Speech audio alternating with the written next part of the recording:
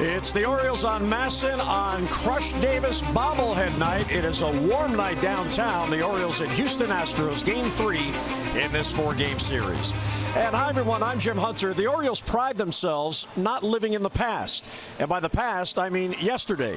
And it doesn't matter whether it follows a win or a loss. They turn the page. The resiliency they have shown has proven to be a very positive attribute. However, when they're looking to bounce back from a tough loss, and no doubt about it, last night was a tough loss, they turn to their stopper, and that's their ace, Chris Tillman.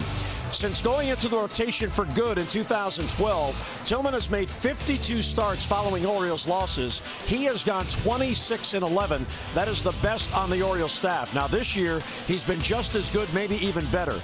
He's followed Oriole losses 11 times. He's 8-1, but the Orioles have gone 9-2 in those starts. And Mike, if the Orioles are looking to get rid of that bad taste from last night, big early lead, ended up losing 15-8.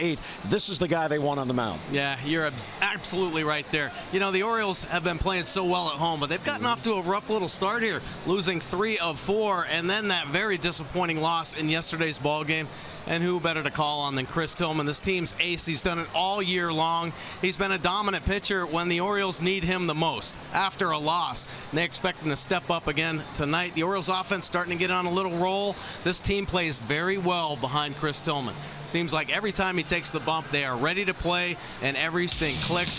Tillman's last start, he had 7 strong innings against the Oakland A's, and it was about his fastball command. He was putting it right where he wanted to. Here, fastball away on the up away quadrant. How about down and away to the lefty, then up and away again to the right-handed hitter, lefty up and away. He better have his fastball command tonight. We saw in last night's ball game, this Astros lineup is very dangerous. They popped 4 home runs last night, and they didn't let up. Even after the Orioles offense came out with thunder in the first inning, they kept fighting back. So Tillman's got to be on his game tonight. Now, one thing to watch early in this game, Chris Tillman's start was pushed back 3 days. He was to start Wednesday, instead starting tonight, and that's because after that start in Oakland, his shoulder tightened up. Yeah, some concern there, indeed. You know, he's taken 3 days off. He was supposed to start a few days ago. Bundy took the start instead.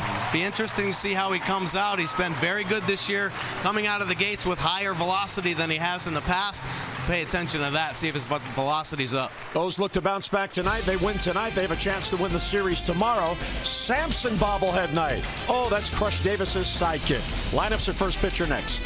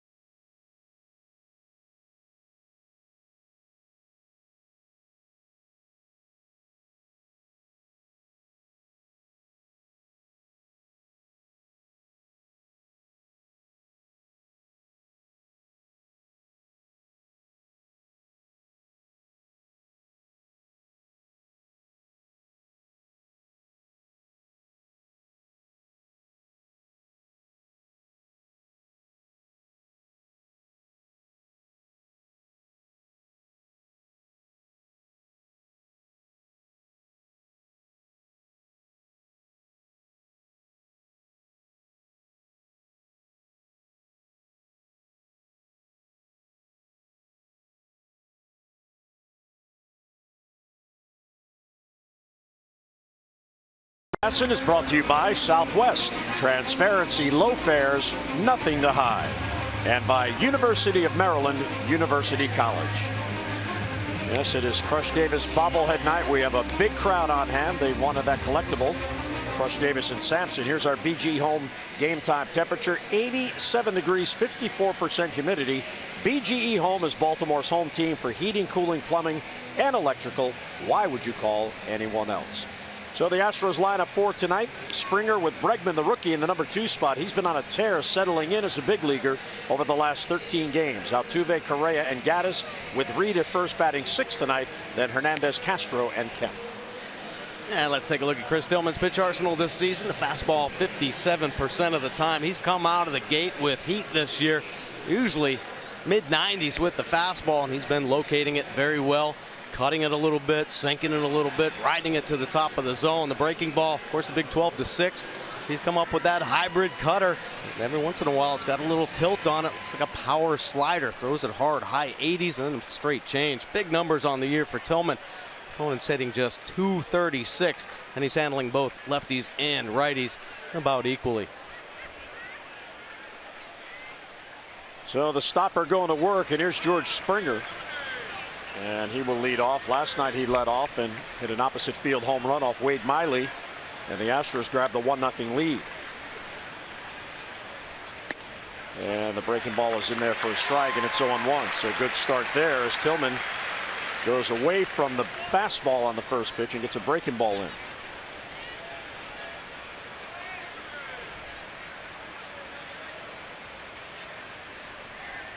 And a foul back. Now, Buck Showalter, Mike, said something interesting today at his pregame press briefing. He said after the top of the first, when the Orioles came off the field trailing 1-0, Matt Wieters made a comment. And he said, "This game is ours. Springer hit a home run." Apparently, that's a superstition. If the leadoff hitter hits a home run, it's bad for you. I'd never heard that before. Me either. I thought hitting a leadoff home run was good. Adam Jones compounded it by hitting a leadoff home run. And appeal the first, he didn't go. And the count 1-2 on Springer. So that was the double positive, making it a negative. Exactly. Yeah, so Adam, in fact, Adam hit it out on the first pitch. Line drive into left field for the home run. The 1-2 on Springer. That ball's line and a base hit. So Springer is on a 1-2 pitch. And Mike, that is very interesting because the Astros, look at these numbers, and we saw a lot of this last night. When an Astro hitter is ahead in the count, they bat .401, best in the major leagues. The Orioles are 17th at .352, but behind in the count, that's a rare hit. He was 1-2, 171, worst in the major leagues. So the moral of this story is get ahead and make your pitch. Absolutely, and Chris Tillman did a nice job getting ahead. A little bit of a mistake, though, with that cutter. Stayed a little bit elevated on the plate. And Springer, who's been swinging one of the hottest bats on the Astros, slaps out another base hit. And here's the rookie Alex Bregman. Check swing. And it's a called strike by Dale Scott. Bregman is a real good looking rookie. First round pick just last June. Of course, he played in college at LSU, that tremendous program there. He played in only 80 minor league games after signing last year. And a good looking breaking ball, and it's 0-2. Interesting start here for Chris Tillman. Has yet to break the 90-mile-an-hour velocity with the fastball. A little breaking ball right there, but cutters. And that last, the pitch prior to the breaking ball looked like a four-seam fastball. Was only 88. Down and away, 1-2. And again, coming off the tight shoulder. All eyes will be on Tillman. The Orioles did make a roster move for the bullpen for the game today, as Tyler Wilson was optioned out following last night's game, and Odrisamer Despaigne has been brought back. Despaigne, after he was sent down by the Orioles, was in the rotation, and there's Despaigne in the bullpen. This was his night to start for AAA, so if he's needed, he's ready. Yeah, fully rested. Orioles got into trouble last night after Wade Miley got knocked out early in the ball game. Ubaldo was asked to come in and eat up some innings, but they were roughed up in the bullpen, especially the long men.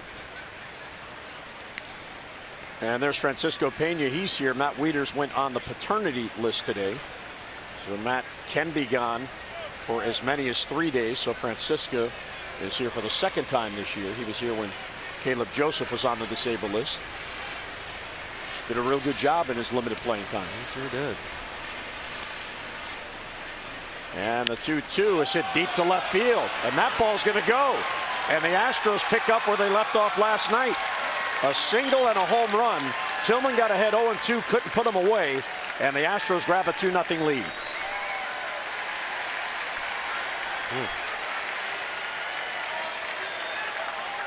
Change up right there that Bregman got all over. Not a lot coming out of Tillman's hand right now. A lot of life that we've accustomed to seeing this year. Here's the change. You saw the grip. Just hovering. Comes up middle in to Bregman, and he has been on a tear after a slow start to his major league debut. He's been rocking and rolling the last 12 games. Here's a ball hit towards the middle. J.J. Hardy back of the bag, has to hurry, and the scoop by Davis gets the out. Nicely done on both ends. As Altuve has good speed, and he always hustles. Bang, bang play at first, and one away. J.J. another nice play here. The chopper up the middle. Hardy has to have the quicker release. Davis picks him up on the end, plays it on the inside of that left foot. Take a look at the rest of the Orioles defense. Kim Jones and Trumbo in the outfield. Scope will join Hardy over at second base. Machado and Davis on the corners. Caleb Joseph getting the start with Matt Wieters on paternity leave. Here's Carlos Correa, 21-year-old shortstop. He is 7th in the league with those 83 RBIs, and he has been on a run production tear. And a strike on the corner, 0-1, borderline pitch, and Tillman got the call. So Tillman is 26th start, coming off the win that Mike told you about in our open at Oakland. That was on August the 11th, and he was dominating in that game. Weak ground ball towards Manny, and 2 down in the first.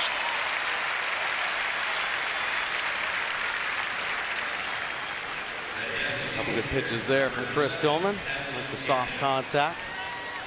And Chris Tillman, like a lot of the Orioles pitchers, some troubles in the first inning. 11 runs, 11 earned runs allowed in his 25 starts. Here's Evan Gattis, who is DHing tonight. He had a night last night. He had 3 hits, including a solo home run. He scored 3 runs and also had a stolen base.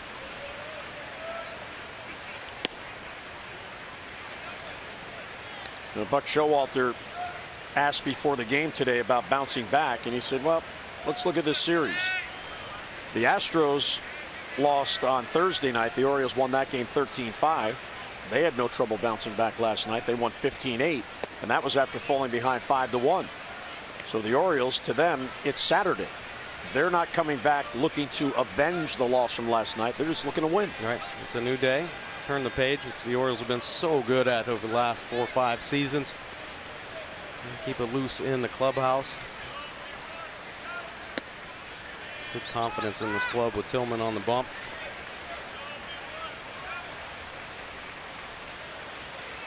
Now, Tillman, his second start against the Astros on the year. He pitched to a no decision in the 3-game series in Houston in May, and he pitched very well. The Orioles just didn't score for him. In 7 innings, he allowed just 2 runs. Ground ball, that's foul. Well, 3-1. As Gattis had the green light on 3-0. Luis Valbuena hit a 2-run home run in that game. Those were the only runs he allowed. Just 3 hits over 7 innings. He usually gives Dave Wallace a very solid start. In fact, he's gone at least 6 innings in 16 of his 25 starts. Foul back, 3-2.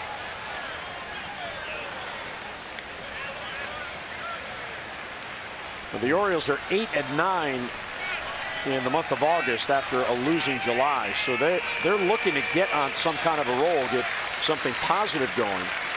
And unfortunately, in last night, you score 8 runs, you should win that game. Yeah, absolutely. But the pitching just wasn't there.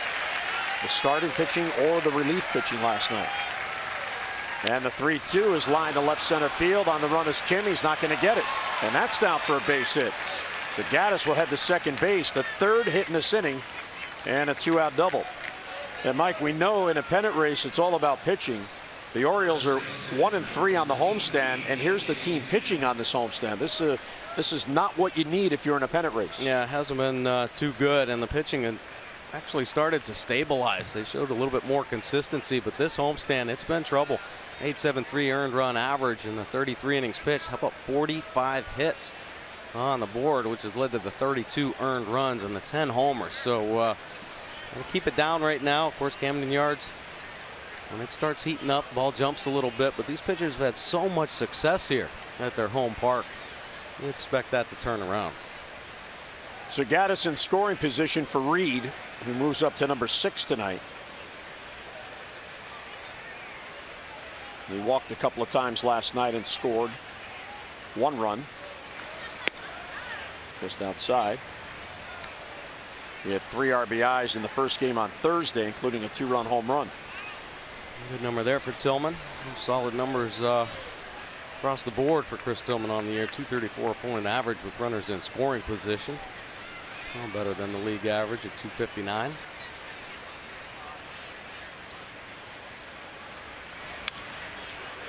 The Astros have had so many men on base in this series.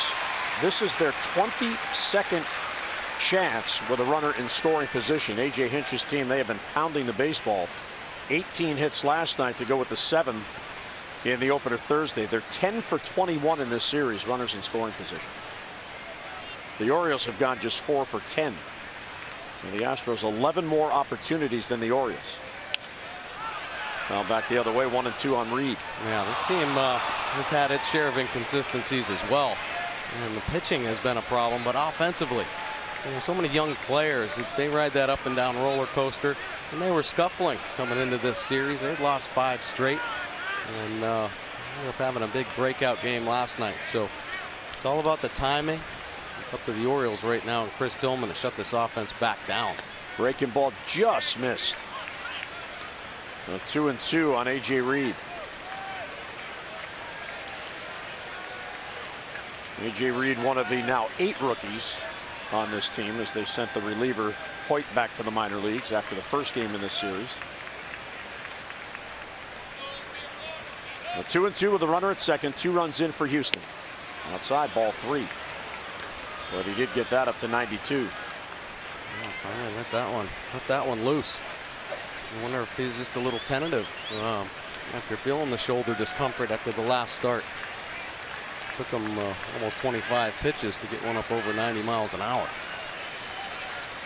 Reed is the 6th Astro to bat here in the first. 3-2 is swung on and lifted to left center field. Kim has a play, and he will put it away for the out until he gets out of it without any further damage. 2-run home run by Bregman. We head to the bottom of the first. 2-0 Astros.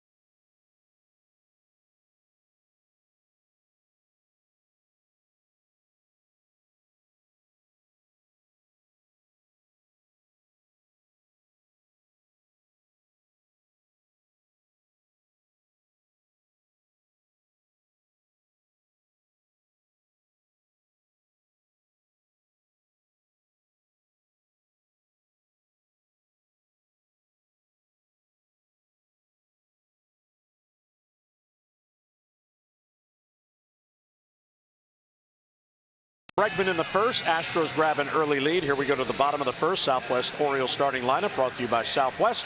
Transparency, low fares, and nothing to hide. Adam Jones leads off, then Hyun-Soo Kim. He's having a heck of a month of August, batting at .320.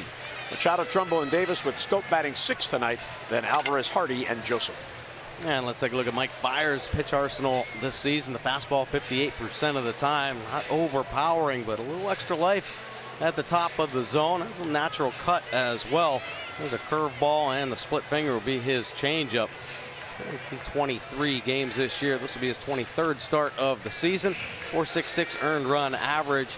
And he's been hit around here recently. Opponent's hitting .281, but the 22 long balls given up. Last 2 starts, he's given up 5 home runs. He could have just jumped into the Lions' den here. The Orioles offense has been on a home run tear. Let's see if Adam jumps on the first pitch, back-to-back games. He does, with a swing and a miss, so they didn't give him a fastball.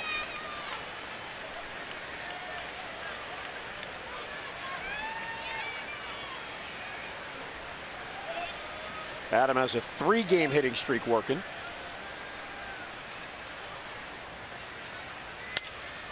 Tries to go the other way and fouls it off, and he's been hitting very consistently the entire month. Yeah, nice approach right there from Adam Jones, and he's carried it through this whole month. .314 with 4 home runs the month of August, and he has pulled his numbers right back up to what we have seen over the last 5 seasons.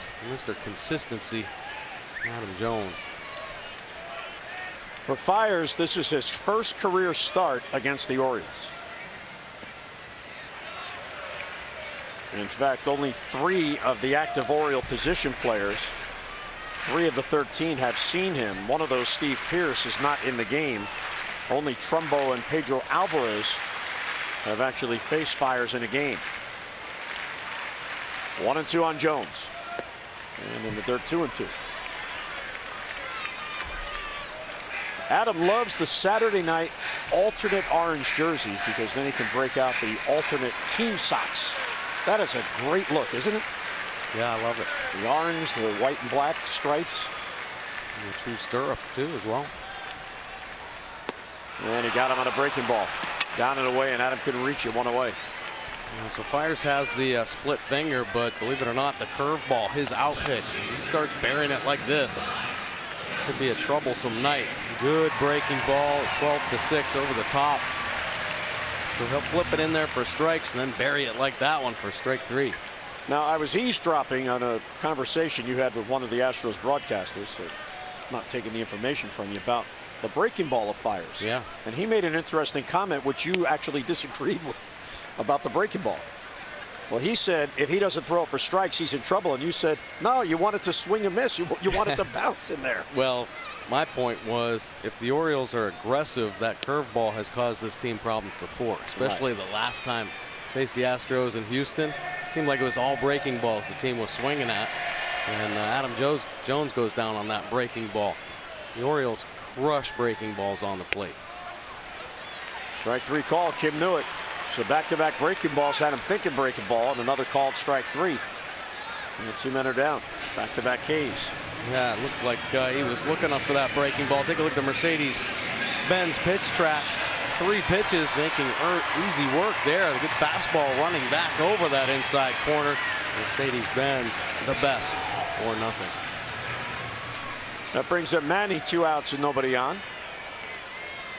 Manny 3 for 10 in the series, and he has homered in each game, so back-to-back games with home runs for Machado.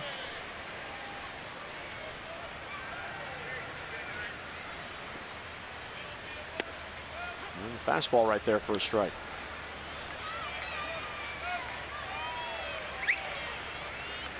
Manny in his last 14 games has hit 6 home runs and has driven in 16 runs.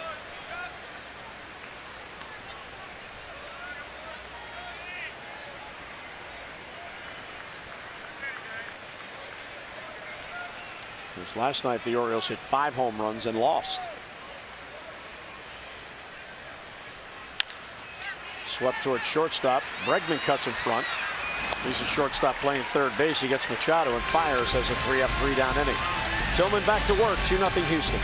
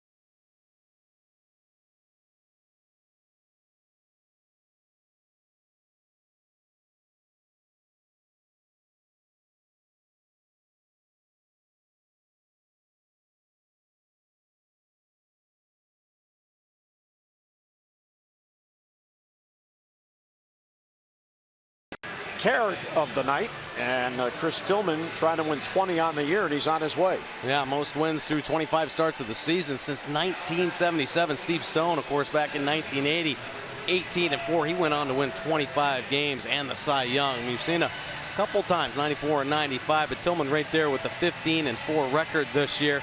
He makes 6, 7 more starts this season, so a very good shot. Of course, Tillman had a shot at it a couple years ago, and at the end, the wheels kind of fell off the bullpen. Express Care, a LifeBridge health partner. For locations, visit whywaitintheer.com. Tillman back to work. Let's see if he'll settle in now after the 2 runs in the first inning. Teoscar Hernandez, Jason Castro, Tony Kemp, lower third of the lineup. Tillman had the work of the first 25 pitches to get through 6 batters.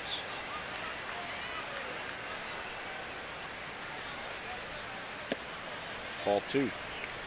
Hernandez, another of the exciting young players. 23-year-old rookie. Debuted on August the 12th. So he's celebrating his 8th day in the big leagues. Yeah, he had a home run last night. Ball 3 upstairs. Yeah, that would help some of these young players on this Astros team is that everybody's young. They probably played, were teammates this year in AAA or AA maybe last year. So familiar with this clubhouse. Tillman with the 9-day layoff, you wonder if his command, especially early on, will be affected by that. Well, he seemed a little tentative out of the gate, that's for sure. It took him the 25 pitches to get up over 90 miles an hour. And there's a leadoff walk. So back-to-back inning. The leadoff man gets on for the Astros. Say tomorrow, don't miss a promotional giveaway that fans will be texting about all season long. All the fans of the 135 game against the Astros receive a Birdland Power Company emoji t-shirt. Enjoy the special shirt. It features digital versions of some of your favorite sluggers. And then after the game tomorrow, all the kids 14 and under can run the bases just as they can after every Sunday home game this year. For your tickets, Orioles.com or 888-848-BIRD. There's Jason Castro. That ball's ripped to the gap in left center field. Nobody's going to get that, and that goes all the way to the wall. Hernandez can fly. He's hitting the third. He'll be sent by Gary Pettis.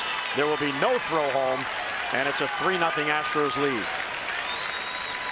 So the leadoff walk on the next pitch comes in the score on an RBI double by Castro. Well, this Astros team, if there are pitches on the white, they haven't been missing them last couple of days. Castro doesn't miss this cutter. It comes back over the plate. Tillman wanted it on the outside edge. Too much of the white. He picks up a stake.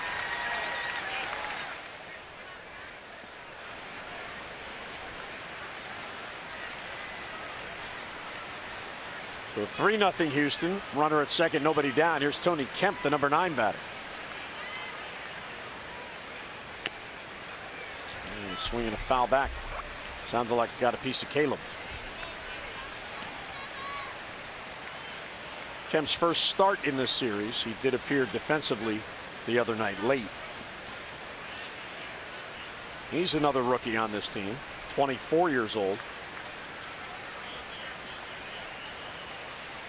But he debuted May 17th, so of all these rookies they have, he's a veteran. Yeah. Been around, right? Out of Vanderbilt, a tremendous program there. He's an infielder by trade, but he plays second base. And on this team, if you're in this organization for that matter, you better find another position. Center field hangs for Jones. And 1 down, back to second goes Castro. And Jones playing shallow. He has the good feet. He'll take that line drive away and get that first out on the board. Well, the lineup turns over already. Here's Springer, who led off the game with a base hit on a 1-2 pitch and came on to score on the home run by Bregman.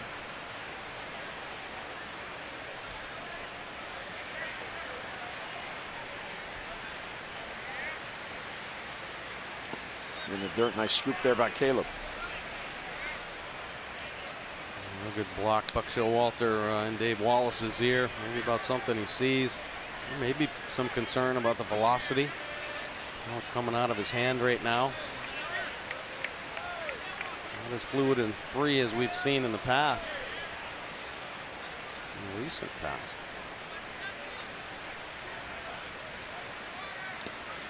Yeah, another one he buries.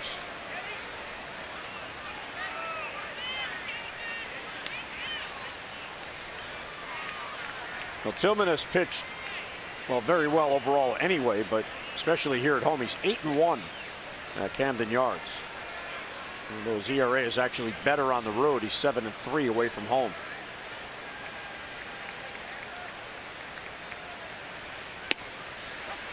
And then a strike on the corner. So 2-1. A good heater right there. Best fastball of the night for Tillman. 92 miles an hour, but a good angle on it. Cutting down and across the plate. Hitting a spot.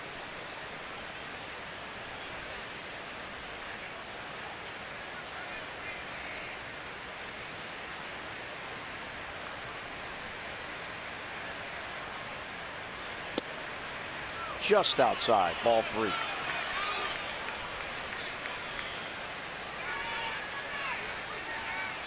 Come on, Tillman this season when he's behind in the count. Look at that fastball 63% of the time, but confidence in that breaking ball. Typically the cutter when he's behind, and then the change. He has had unbelievable command of his changeup this year. There's a good 3-1 changeup to Springer. He hasn't found the command yet early on in this ball game, but this a quality strike, bottom of the zone. Nothing you can do on that one. If you swing at that, you're going to whistle it off your foot. A ground ball to third base. Wisely takes, thinking it's down, but perfect pitcher's pitch. Nicely framed. Absolutely. And 3-2 on Springer.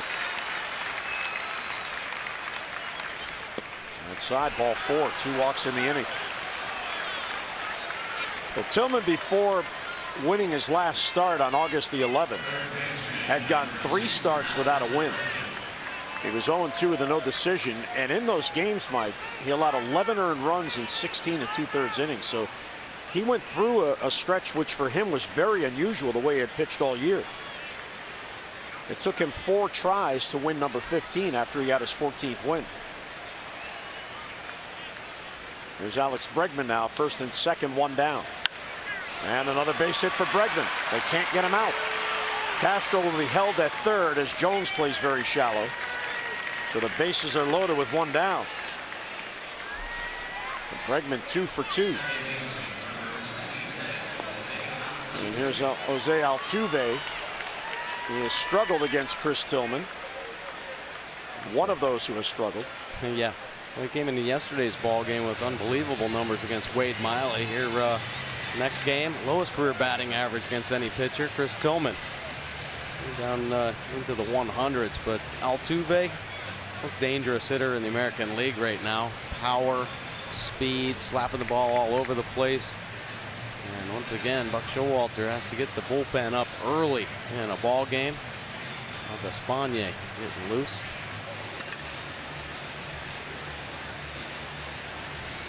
Dave Wallace really making sure that Chris Tillman is okay. What this is really all about. It looked like Dave asked Dale Scott his opinion. What are you seeing? Does he have good stuff?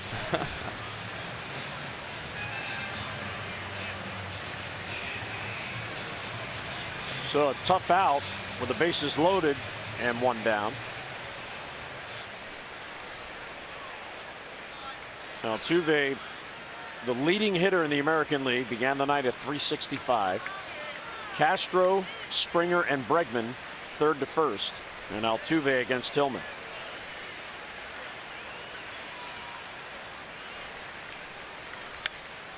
Looking fastball after the visit from the pitching coach, and he fouls it off. Yeah, good fastball though. A little 2-seam action. Tillman locating it perfectly. Inside corner, maybe just a little in off the plate. Altuve, he knows the history here. He knows he's had struggles in the past, so trying to ambush early with some runners out in scoring position.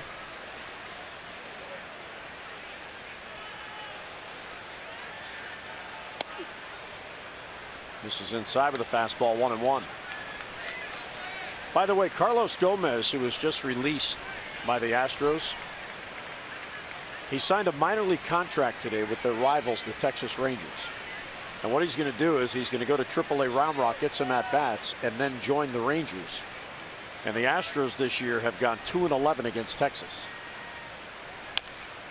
And a roller, third base side, a swinging bunt, and a run's going to score. Well, that is a tough break for Tillman. He makes a real good pitch, and Altuve just serves it halfway to third base for an RBI infield hit. Yeah, that's a tough break right there for Chris Tillman. Had his best sequence going of the game. A couple good fastballs in, then perfect pitch down and away. When you're hot, you're hot. Altuve reaching out there. The number that does not hook and go foul. Actually, the spin takes it the other way. Keep it in fair territory. He gets an RBI on the end. So back-to-back 2-run innings, 4-0 Houston. They already have 6 base hits off Chris Tillman through an inning and a third. And Carlos Correa now. He can break this game wide open with a big hit. Ball 1 up high. Correa grounded out to Machado, his first at bat. Ground ball here could turn 2.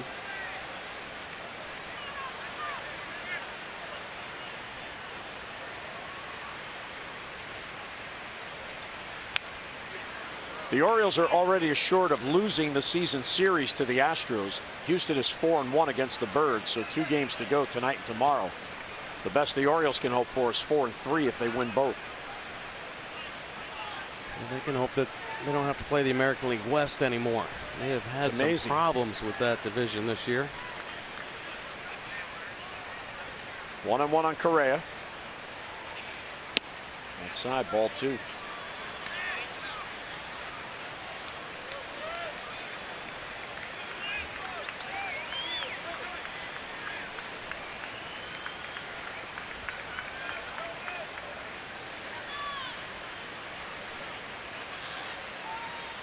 Tillman kind of laboring through here, nearing 50 pitches already in this ball game. The crispness we've seen in the past, and definitely some concern from Buck Showalter, pitching coach Dave Wallace. Real good pitch there. That was either the cutter or the slider. 2-2. Yeah, it's kind of a hybrid mix. This one he throws real hard, but much better tilt. Really gets the elbow up, drives it downhill, and that's the type of pitch you like to see. At times the elbow will drop a little, and that cutter will stay flat, more on a lateral plane instead of having that nice finish and tilt on the end. Great pitch from Tillman. Bases loaded, 1 down, 2-2 on Correa. Ground ball is short, double play ball. Hardy to Scope. Back to first, double play gets Tillman out of more trouble. Exactly what he needed. Astros get 2 more, mid-second, 4-0 Houston.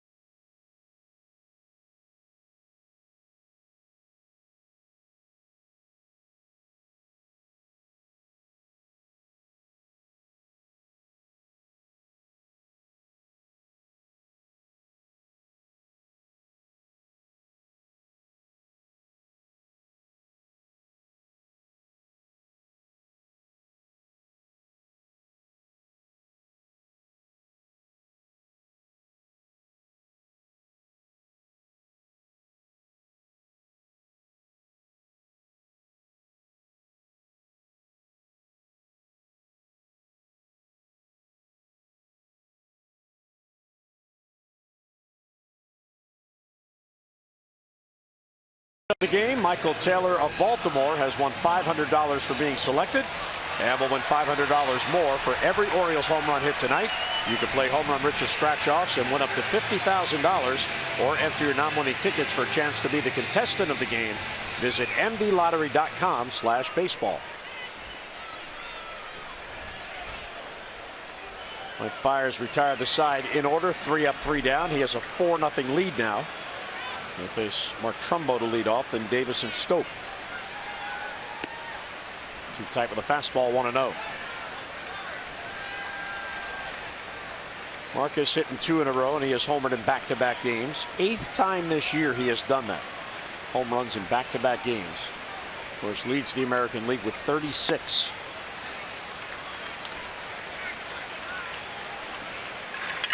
Yeah, this Orioles team just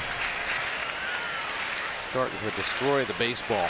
11 home runs here last couple games. Davis starting to heat up. And he and Trumbo get going in the middle. Boy, everything else falls into place.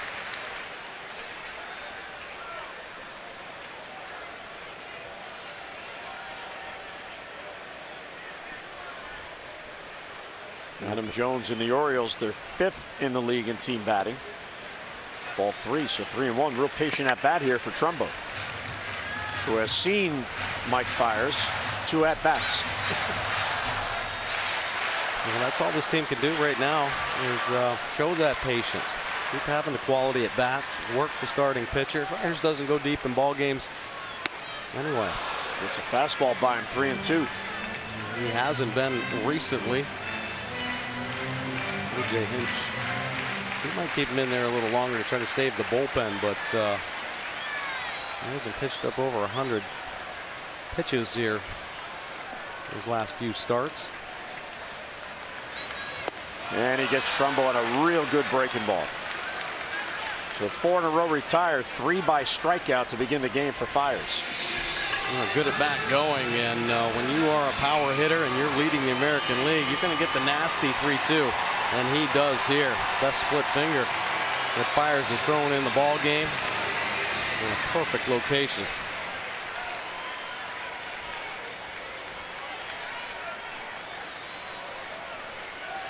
Well, here's Chris Davis, whose bat is really beginning to heat up, and the Orioles certainly need it. And it's upstairs, but a called strike, a high strike. I don't recall Dale Scott having this deliberate way of calling a strike. He's very, very slow into the shift. There's Altuve, and 2 men down. 5 in a row retired by Fiers. On Monday, the Battle of the Beltways will return to Oriole Park. The Orioles host the Nationals for game 1 of a 2-game series. And on Monday, the first 20,000 fans 15 and over receive the Orioles wicker weave ball cap. So show your black and orange and back your birds. The race for the postseason really heating up. For your tickets to Monday or Tuesday's game, Orioles.com or 888-848-BIRD. We have a huge crowd on hand here tonight on the Crush Davis bobblehead night. Scope will take a strike, 0-1.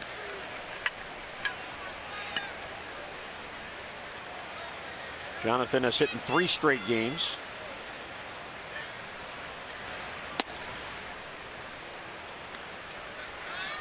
The Orioles could sure use Scope to begin to start driving in some runs. His run production has really cooled off. He has just 5 RBIs in his last 20 games.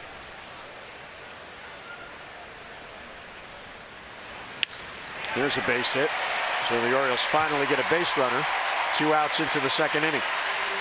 Well, Scope is now hitting 4 straight, and he's on for Pedro Alvarez. Jonathan Scope's bat path looking tight right now. How about Pedro Alvarez? Yeah, his bat path is tight as well. 11th home run at home this season. He beat on his 19th in last night's ball game. Top hand really working well for the Bull. He's looking to get the O's on the board here. Nice series, 3 for 9 with that bomb.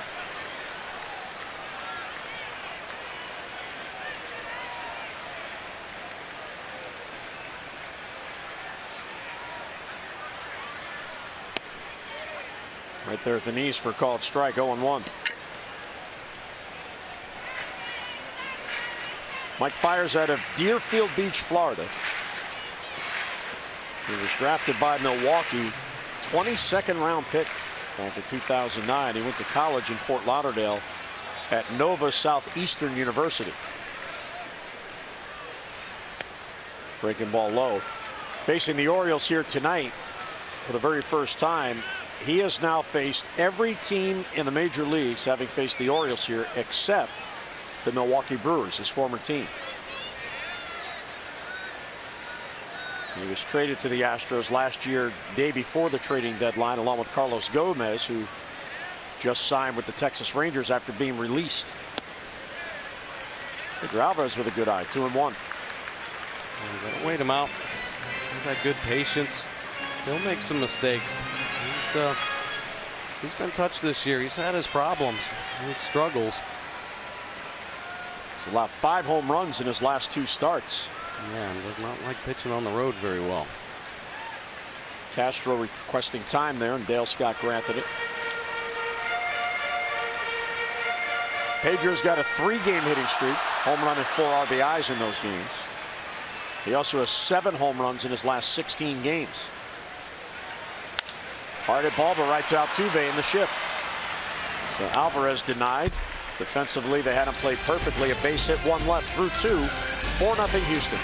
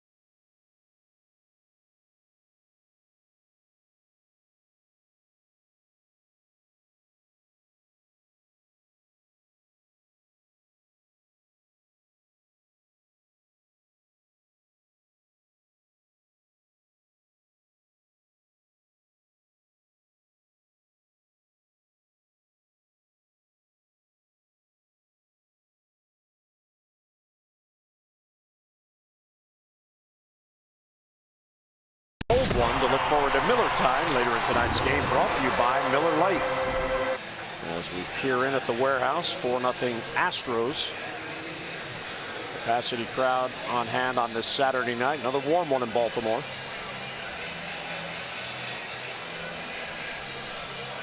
And Chris Tillman looking for a shutdown inning.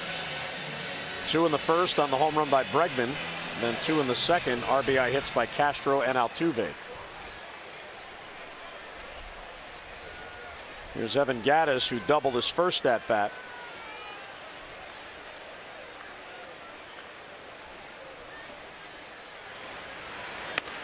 Tight 1-0.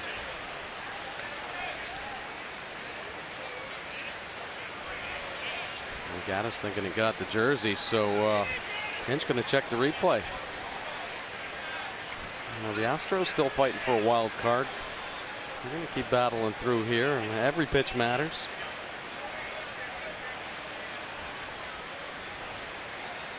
A chance to get him on base. Yeah, you may have read the lips of the bench coach there and said it hit him. Yeah, looked like it brushed the jersey there.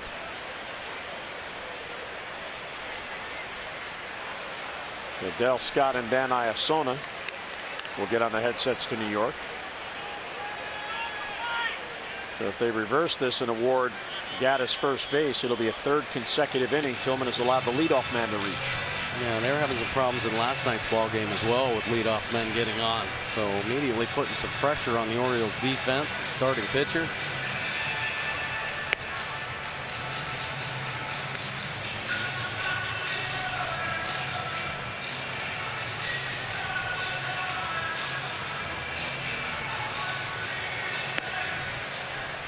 So Tillman staying loose as they look it over. Fastball just running in there. Just brushing the jersey. From that angle, it's hard to tell because it could be that his jersey just moved. I mean, he was moving to get out of the way, so you would think the jersey would move. Yep, they're giving him first base. So they felt that it did hit him.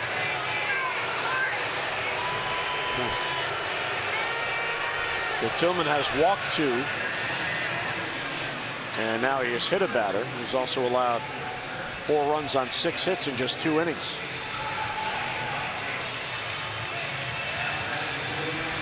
So the command, the big issue here early on for Tillman. Very, very erratic with the fastball. And he's been falling into hitters' counts. Yeah, sure has. Hasn't been as sharp with any of his pitches. The changeup took a little while to find the command of that. The fastball, which is the key, he hasn't been able to lock into command or velocity. 1-0 on A.J. Reed. Tillman 3rd in the American League with his 15 wins. Rick Porcello of the Red Sox and Jay Happ of the Blue Jays each have 17 wins.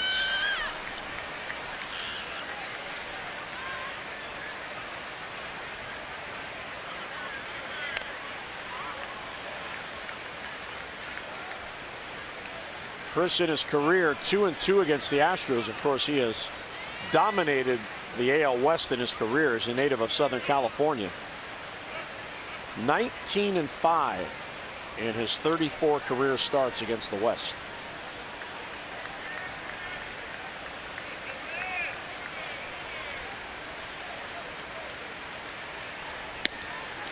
Outside.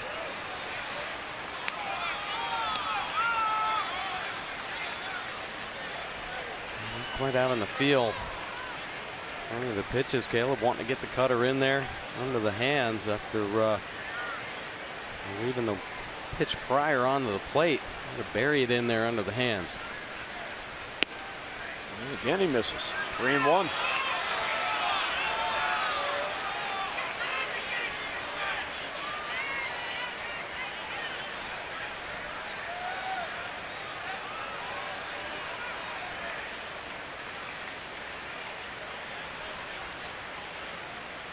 Infield at double play depth with Machado well wide of the bag at 3rd with Reed up.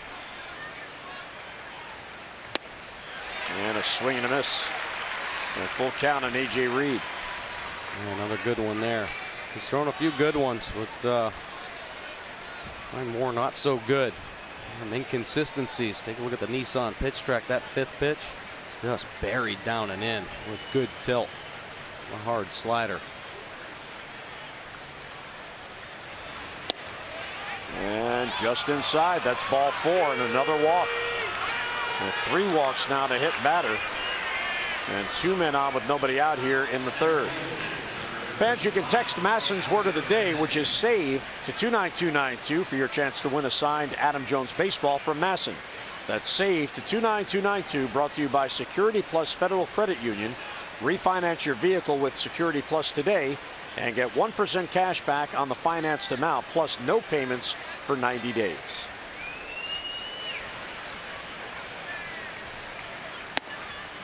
Taken low by Hernandez, so 1-0. Tillman has averaged on the year about 3 walks per 9. He's already walked 3 through 2 innings plus 2 batters. Gaddis and Reed 2nd and 1st, and nobody down. And that cutter's a pitch that he's had great command with this season. This is his big time pitch. Having a hard time locating it and getting a consistent movement with the pitch, and we haven't seen the big 4-seam fastball. It has extra life up through the zone. The velocity just not there right now. There's a strike. Best heater, 93. Espana getting loose again. He's up for his 2nd time.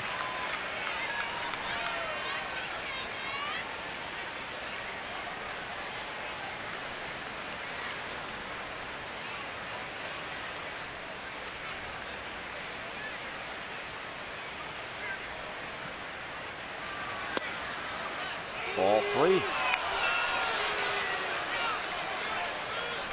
He's having trouble hitting the outside corner. He's having trouble hitting the inside corner.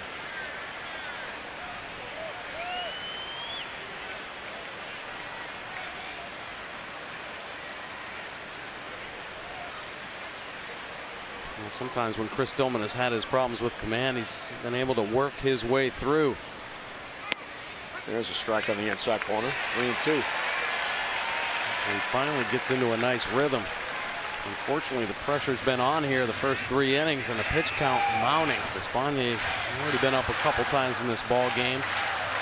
Possibly some concern about Tillman's shoulder after getting bumped back a few days. Some shoulder soreness.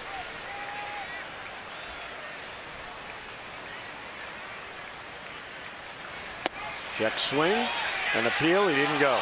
There's another walk, and the bases are loaded. Well, we talked about Chris Tillman being the Orioles stopper. Here's a little bit of a closer look at his season. He is 8-1 in games following Orioles losses. 1 loss, pitched to an ERA of 9.54 in that loss, but very good in the no decisions as well. 8-1 overall with a 2.65, and the Orioles have got 9-2 in the 11 starts for Tillman following Orioles losses. But here tonight, he has been a different pitcher. His start delayed 3 days.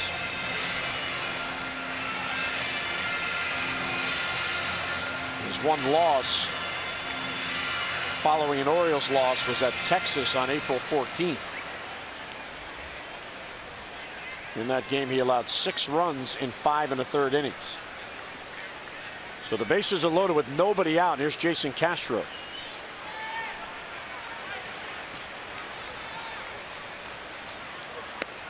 Ball 1.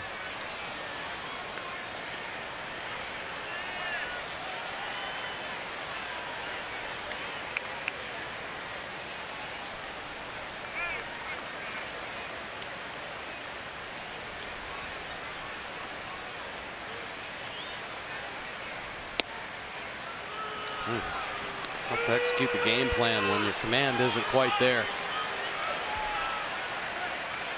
And Tillman and Caleb struggling to get it back into the zone with some quality pitches this inning. Alone kind of telling the story, hit by pitch and back-to-back walks to load the bases.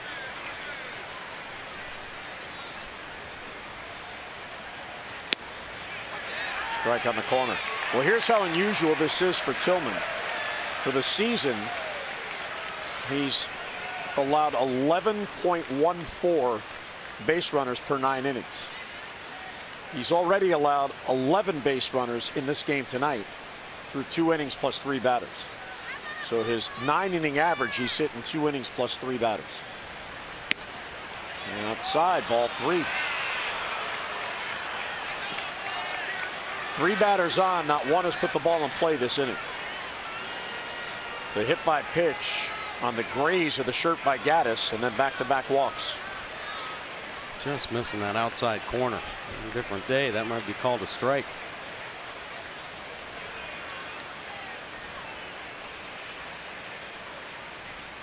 Way outside, ball 4, and he forces in a run. And that'll be it. Here comes Buck.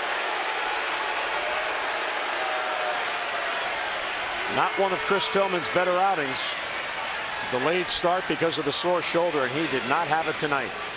Astros with a 5-0 lead, and they still have the bases loaded and nobody out. And this is a tough spot for Despaigne to come into. Normally a starting pitcher, he inherits 3 runners.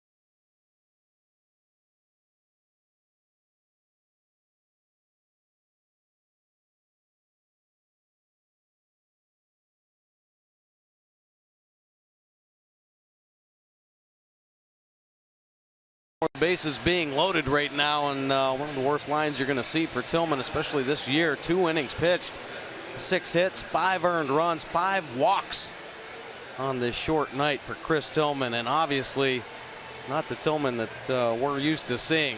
Time for the Jiffy Lube pitching change, brought to you by Jiffy Lube, where participating stores now do brake services. Stop in and let Jiffy Lube inspect your brakes today. Well, Despaigne just called up from AAA Norfolk. Take a look at his pitch arsenal. Fastball 71%, has a good slider and change to go along with it. 4.81 earned run average. Slow ground ball to second. Out at second, back to first, double play. Another run scores, but the Orioles wanted to get 2 outs there on the swing. So Kemp bounces into a double play. Coming in to score is Reed, and it's 6-0. Like that. Yeah, 2 outs for the 1 run. Definitely trade it right now. And a good pitch down in the zone. Routine grounder to Scope. Cuts the distance down. Good underhand power feed. JJ finishing up. Take a look at the rest of Despaigne's numbers. Opponent's hitting .293. Lefty's up to .302. But a versatile pitcher. A spot start. Give you some depth out of the bullpen. Buck Showalter hoping he'll chew up some innings right now. Well, even though he allowed an inherited runner to score, he does restore some order to the inning here, getting 2 outs. Despaigne was sent down to AAA after the Blue Jays series, which ended July 31st.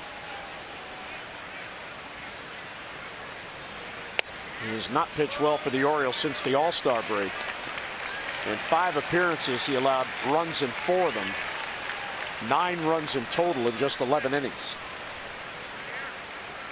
And he was pitching well, Buck Showalter said before the game, since rejoining the Tides, and he was supposed to start tonight.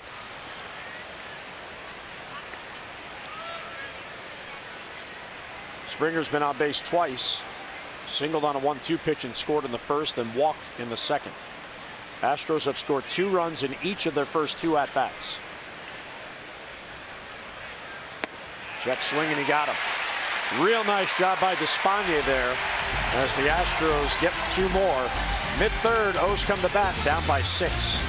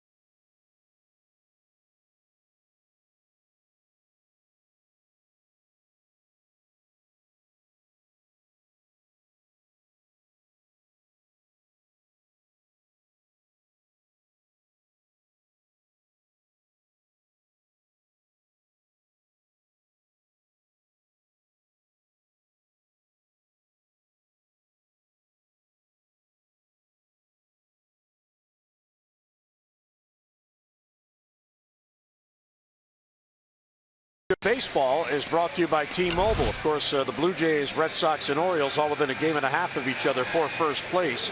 And here's the remaining games down the stretch here, Mike. For the Orioles, they have 7 with Boston, 4 here, 3 on the road, 6-6 against the Sox. They are 6-7 against Toronto, 6 left, a home and home, 3 games each. And for the Red Sox, they have 6 games left against Toronto, 3 home and 3 on the road. Boston is 6-7 against Toronto. So a lot of games against the teams that all 3 teams need to beat. Yeah. As play began tonight, the Blue Jays were a half game up on Boston. And the Blue Jays with that horrible loss last night on the 2 ninth-inning home runs. won an inside the park home run to win it. Leading tonight 5-0 in Cleveland. The Red Sox won going away in Detroit last night. They're a half game back, and the Orioles are a game and a half back in third place. Right field, Springer diving catch. He takes a base hit away from Hardy. Oh, that's a pretty impressive play right there. Toughest ball for an outfielder. The ball straight at you, but off the bat of a right-handed hitter, a line drive to right field. This ball is diving down and in on him, and he had to make an adjustment as he's taking that pursuit angle to the ball and readjust his glove. A fine play. Pitcher appreciating the defense out there.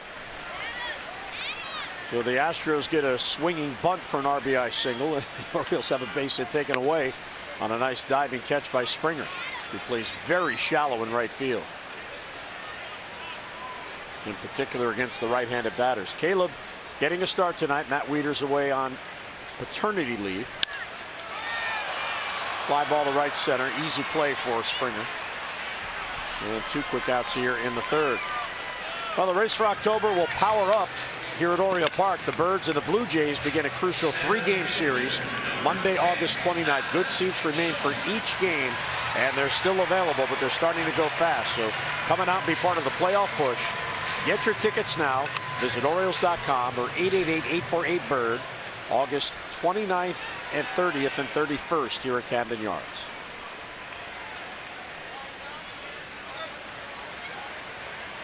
It just seems like Boston, Toronto, the Orioles, it just seems like they're just going to keep beating up on each other the rest of the way through. And I think the most impactful games, the ones that could potentially make the biggest difference, is how they play against the Yankees and Tampa. And the Orioles have some games left against the Yankees, and they play their best baseball. They're making that youth movement there. A team that they're pretty unfamiliar with. A lot of new faces. Foul back by Adam Jones. 1-1 the count. Well, let's not forget though, Mike, they have this game to finish and they trail 6-0. And they have a game tomorrow, and then they have 4 consecutive games against the Washington Nationals, a team that is 72-49 and 9.5 games up in the NL East. Yeah. Oh, it's not going to be easy. Until they get back into the division, they have a real tough next week until they get to New York for next Friday night. There's Tillman, 6 earned runs in just 2 innings. In the meantime, Mike Fiers has been on his game, throwing enough strikes to get the Orioles to go after that breaking ball. No walks. He has struck out 3. He's allowed just 1 base runner on a single by Scope. Brent Strom, his pitching coach, looking on.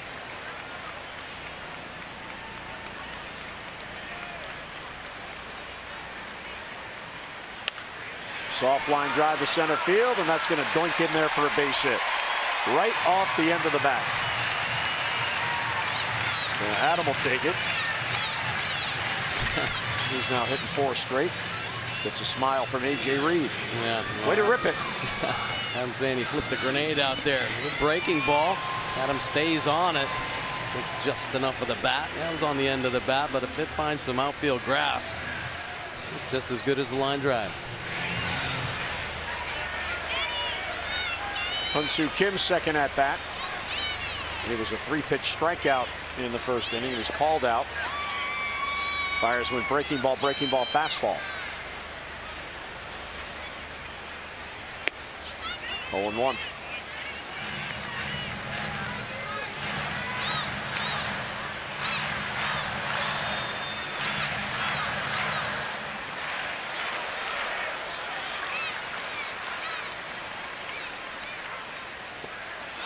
It's blocked by Castro.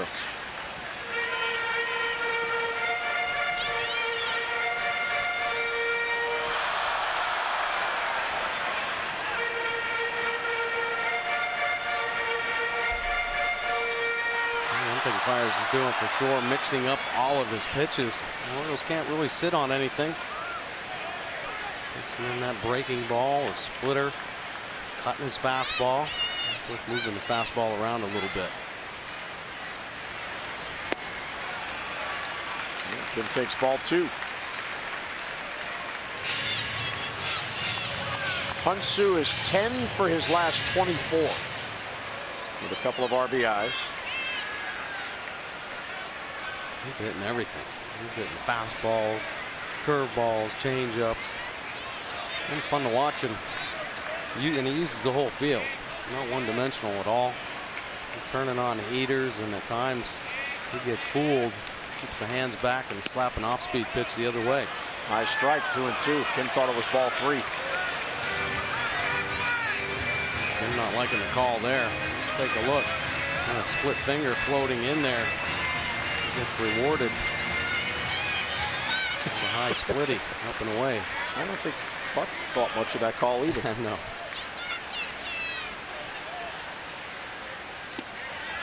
Ball 3. So 3-2 with 2 down. This will give Adam Jones a head start. See if Kim can find a gap. Look at that consistency. 22, 25, 25. That's using the whole field. Yeah, he is the one hitter in this lineup that consistently goes foul line to foul line. Yeah. There goes Adam, and it's fouled off.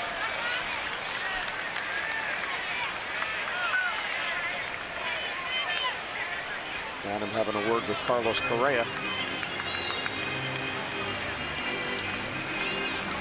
Nice to be 21 years old and already a star. He used to be a 21-year-old shortstop, and they have a slide rule now. Adam Jones can't come in and take you out. That's what he's grateful for, I think. Adam Jones, one of the most aggressive base runners in the game. That old school mentality, getting down and breaking up double plays, but don't do it the same anymore. Hard hit ball, but right to Reed at first. And it's been that kind of night for the Orioles.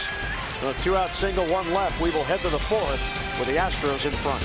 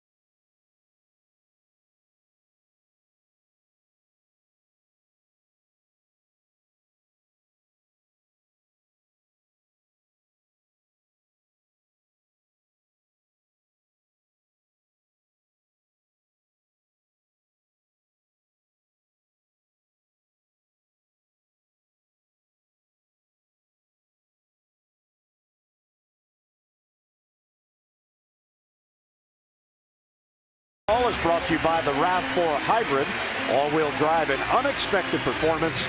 Visit buyatoyota.com. Fans on the concourse. There's Rich Gower, longtime Oriole. Now the first base coach of the Astros being welcomed back. Love it. Baltimore never forgets its favorites. Well, a couple World Series appearances from Dower. The Orioles never forget that.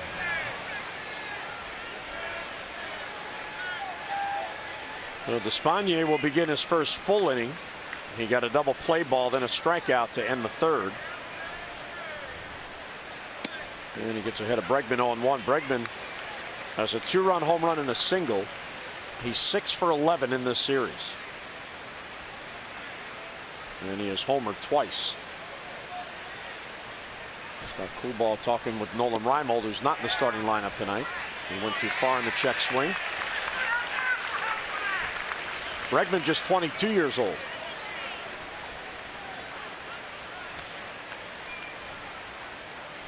Bregman 22, he can hit.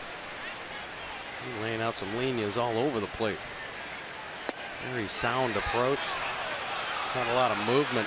And take a look at Despaigne. He'll do a little bit to mix things up. How about the Cueto right here? Little shimmy and shake that first pitch. Getting Bregman's head a little bit. Oh. Yeah, a little bit low, 2-2. Well, you look at this Astros team. Reed at first base is 23. Altuve at second base is 26. Breaking ball. Looked like a good pitch, must have been high. And Altuve, of course, a star, 6th season already. Correa, the shortstop, is 21. Bregman is playing third base for now, is 22. And he got him. For a strikeout for the first time tonight. The Orioles retire the leadoff man as Bregman goes down here in the 4th. Nice heater. And Despaigne, about 6 different looks for Bregman. On his delivery and different pitches as well. This is a power fastball, 93. Turns his back to Bregman and cuts it loose. It's in Caleb's glove for first out. How about that one? He drops down a little bit. Every pitch a different look. A little 3/4 slot there. 1-1 on Altuve. He is 1 out of 2. Swinging bunt RBI single.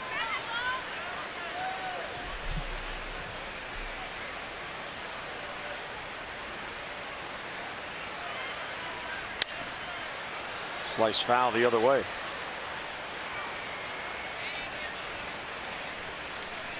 There was some stat I was looking at today, and Altuve's got these unbelievable numbers, but his road batting average, it's pretty good. Like 420? Best in the league, 423 coming in. That's amazing. Leading the league in batting. He has more base hits than any other hitter now, 176. 20 home runs, 80 ribbies. He's a 20-20 man. He has 26 steals. I haven't seen this from Despaigne. He must have added this after his trip back to AAA. Yeah, I think so. You know, he had this as a younger player coming up with the Padres, and maybe coming over, had to make an adjustment, try to get more consistency out of his delivery, but it's part of his game, obviously. He brought it back. Well, there's a 1-out walk. That is the 6th walk allowed by Oriole pitching. Tillman walked 5. Well, don't forget the Yankees make their final trip to Oriole Park to take on the Birds. It's a 3-game weekend series. Begins on Friday, September 2nd. So back your Birds against this classic AL East rival. Tickets are going fast for that weekend series, and that includes Sunday Kids Run the Bases Day. So don't miss out. Get your tickets, Orioles.com or 888-848-BIRD.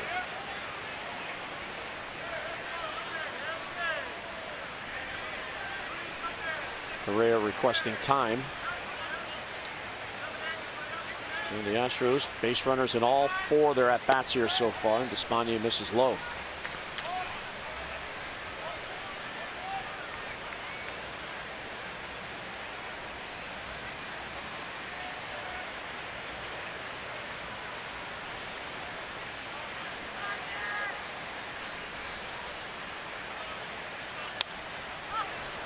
One and one on the foul ball.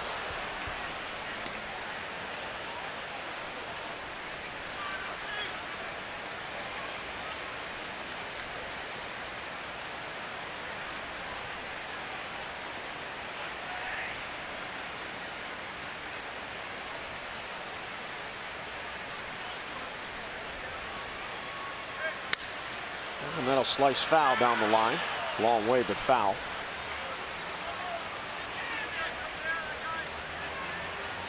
Altuve back to first. Carlos Correa was the #1 overall pick in 2012 out of high school in Puerto Rico. And he made his big league debut last year, June the 8th.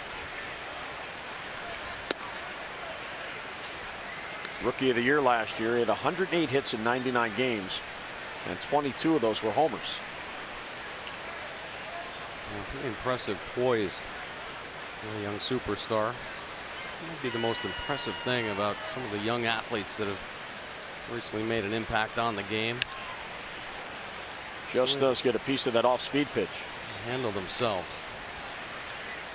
Well, they were down for so many years. They had the high draft picks, and they drafted very well. Yeah, and they just keep coming, don't they? I mean, every time you pick up a roster, they're calling up a new young guy. Former first-round pick or top pick. 3-2.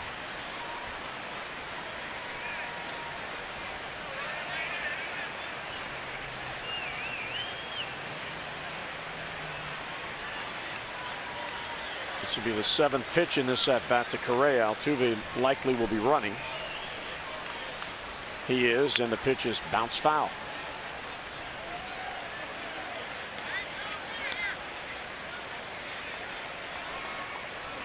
Well, Correa was a #1 overall pick. Bregman, who struck out to begin this inning, he was the 2nd overall pick in last year's draft. He played at LSU. Dansby Swanson, who played at Vanderbilt, went #1 overall to Arizona, and he has since been traded to Atlanta. The 3-2 is fouled back. And Swanson's in the big leagues now. Yep. George Springer, the right fielder, was their first-round pick in 2011. Castro, their first-round pick in 2008. So they have 4 first-round picks that they drafted and developed in the starting lineup tonight. And A.J. Reed, their first baseman, a 2nd-round pick.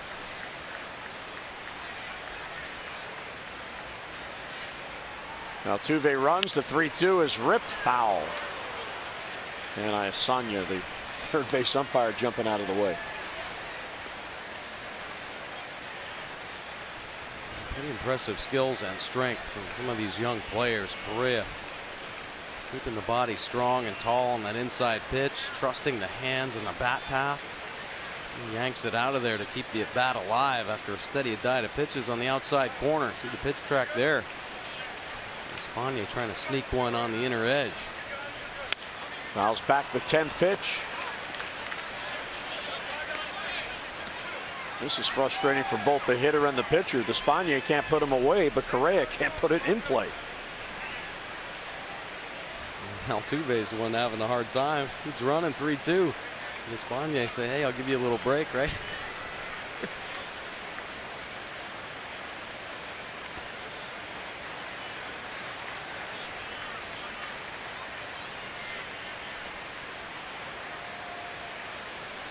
He runs again. Breaking ball is outside, ball 4. So an 11-pitch walk. That is the 7th walk allowed by the Orioles pitching in this game. Let's get a look at our minor league report, brought to you by PNC for the achiever in you. On a list here, trending up on the farm, AAA Norfolk, Joe Gunkel. He has been dealing. 3-0 record with a 1.38 in his last 5 starts. He's had himself a fine year in AAA since getting called up, a 3.56 on the year. And how about the Frederick Keys, DJ Stewart, #1 pick last year, 3.33 last 15 games. And Randolph Gassaway. He's tearing it up right now in Delmarva. 3.79 clip in his last 17 games. So promising farm hands. Doing a nice job right now. That Delmarva team has had several players with big years. Some have already been promoted, including Stewart. 1-1. These have been long innings with the Astros at bat. 6 batters in the first, 7 batters in the second,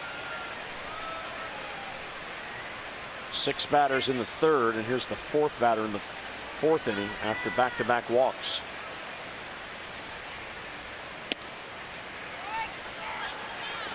I know we've seen some crazy things. Yesterday's ball game, you just don't see those too often. Maybe once or twice in a year. But when you have this many walks, it's tough to come back when you're down. I mean, it just gets everybody heavy on the field. You want to be crisp. You want to be aggressive in the strike zone if you're down. If you want your offense to come back, you better get them back in there in a hurry. And it's been tough here last couple innings. Swing and a miss, 2-2. Well, Gaddis is the 5th player in this Astros lineup tonight to come to bat for a 3rd time. The Orioles have 7 batters who have been up just once in this game.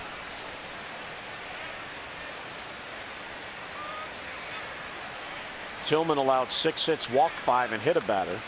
So 12 base runners allowed in his 2 innings plus 4 batters.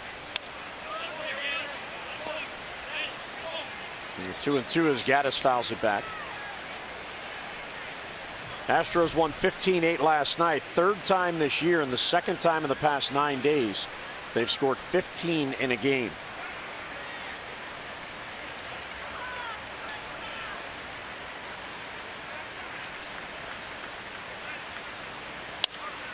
Popped up into a fly rule called. Scope will play for the out, 2 down. Sounded like he broke his bat. That was a good pitch. Oh, yeah, great pitch. Nice call by Caleb. Caleb had a good feel and wanted it. Right where he put the glove, and Despaigne executing it perfectly.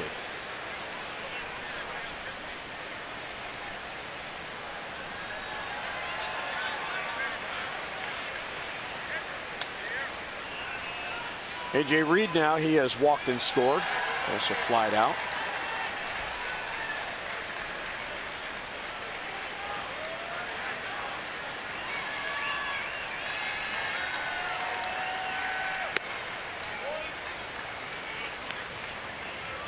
A long way to go in this ball game.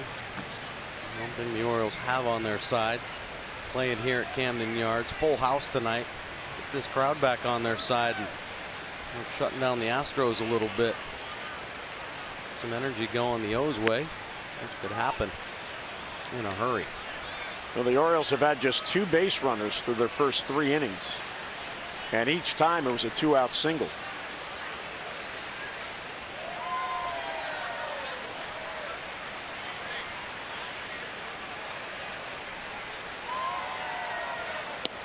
And a strike at the knees, 2-1. Now, the Orioles starters came into this game with the 12th highest ERA in the American League among starters, 4.94, and that's going to go up as Tillman allowed 6 earned runs in just 2 innings. Weekly hit the first. There's Davis. He'll go to the bag, and for the first time tonight, the Astros don't score. 2 walks are left stranded mid-4th. Birds come to bat looking for some runs.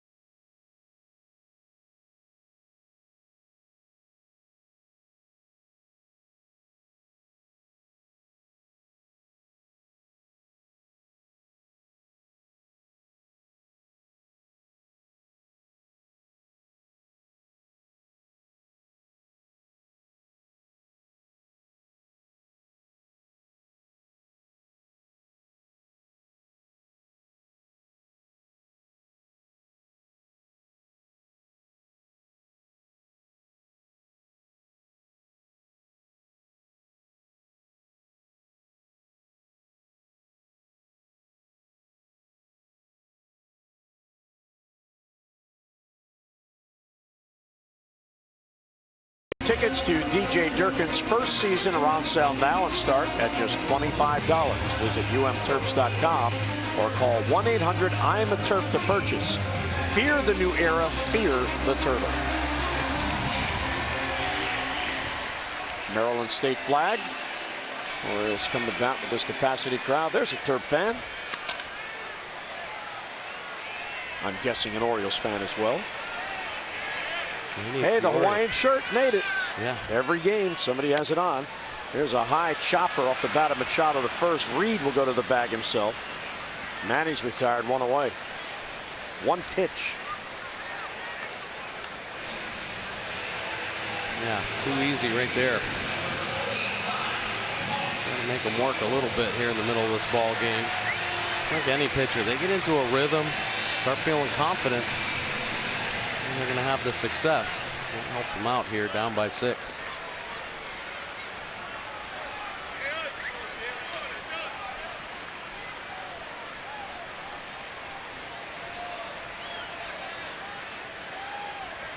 Trumbo struck out his first at bat. And he'll look at a strike. Well, the other aspect of this, and this is why Wade Miley's start last night was so disappointing, and he even alluded to it when he talked to the media after the game. He had a big lead, and he wasn't able to command the pitches to keep that lead. Whereas Fiers here tonight is doing the opposite. He has a big lead, and he has been able to make the pitches. Here's our Maryland Live Casino inside the numbers. Most home runs in back-to-back games combined. The Orioles sitting on that. Did it last night, 11 home runs, and a lot of guys to thank for that. Of course, Crush Davis heating up with the 3 home runs. Machado a couple, Trumbo a couple, Hardy a 2 home run ball game. A pretty impressive couple games.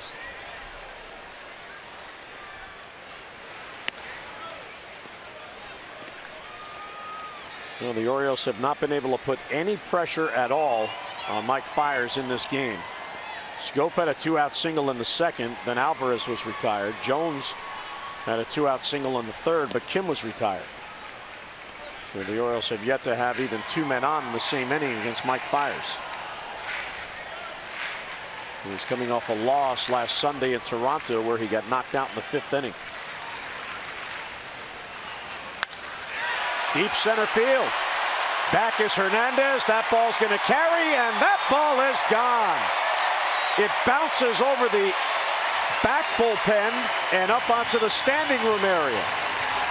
So the Orioles break through. Chris Davis has now homered in 4 straight games, and it's 6-1. Oh, it's so much fun when Crush heats up. 29th long ball, and he is starting to let the game come to him. Let that ball travel, and his whole body got into that bomb. Beautiful swing the other way. Not too often you see him bouncing up in the flag court. And another $500 for our Maryland Lottery contestant of the game, Michael Taylor of Baltimore. So it's a 5-run deficit now.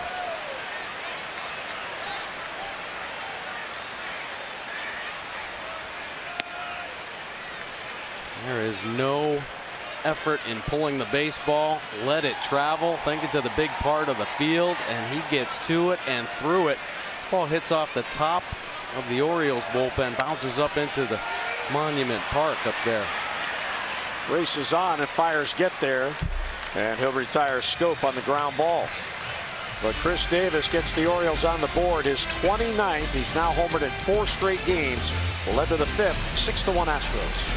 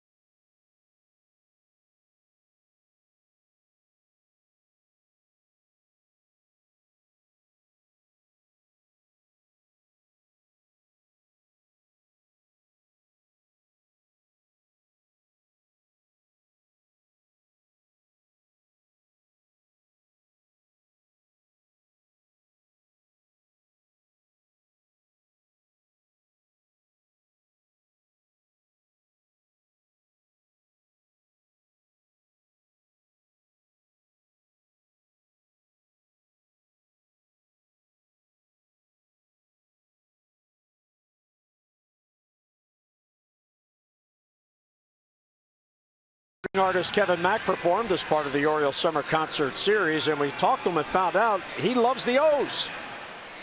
Man, it's a dream come true. I've been a Baltimore Orioles fan since I was knee-high to a grasshopper, man. Cal Ripken Jr., Brady Anderson, Eddie Murray, all those guys. So I always wanted to be a ball player, but I wasn't that good. So I picked up a guitar, and here I am. And here he was. He performed very well done before the game. Bordy, were you ever knee-high to a grasshopper? Oh, heck yeah. And I always wanted to be a musician, but I didn't know how to play a guitar, so I picked up a baseball, and it worked out okay. That happens a lot. You see big musical stars that love to hang out at athletic events, and you see athletes loving concerts. Sure. No, he was good before the game today. Summer Concert Series here has been really, really entertaining.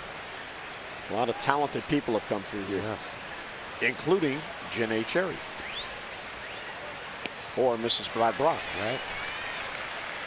1-2 on Hernandez. So now Despaigne really needs a shutdown inning as the Orioles got one on the board. They're back within 5. They want to get up there right away against Fires.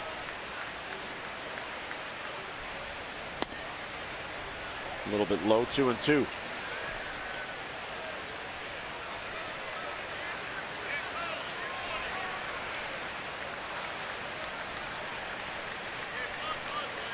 Two and two on Hernandez. Fouls back to breaking ball.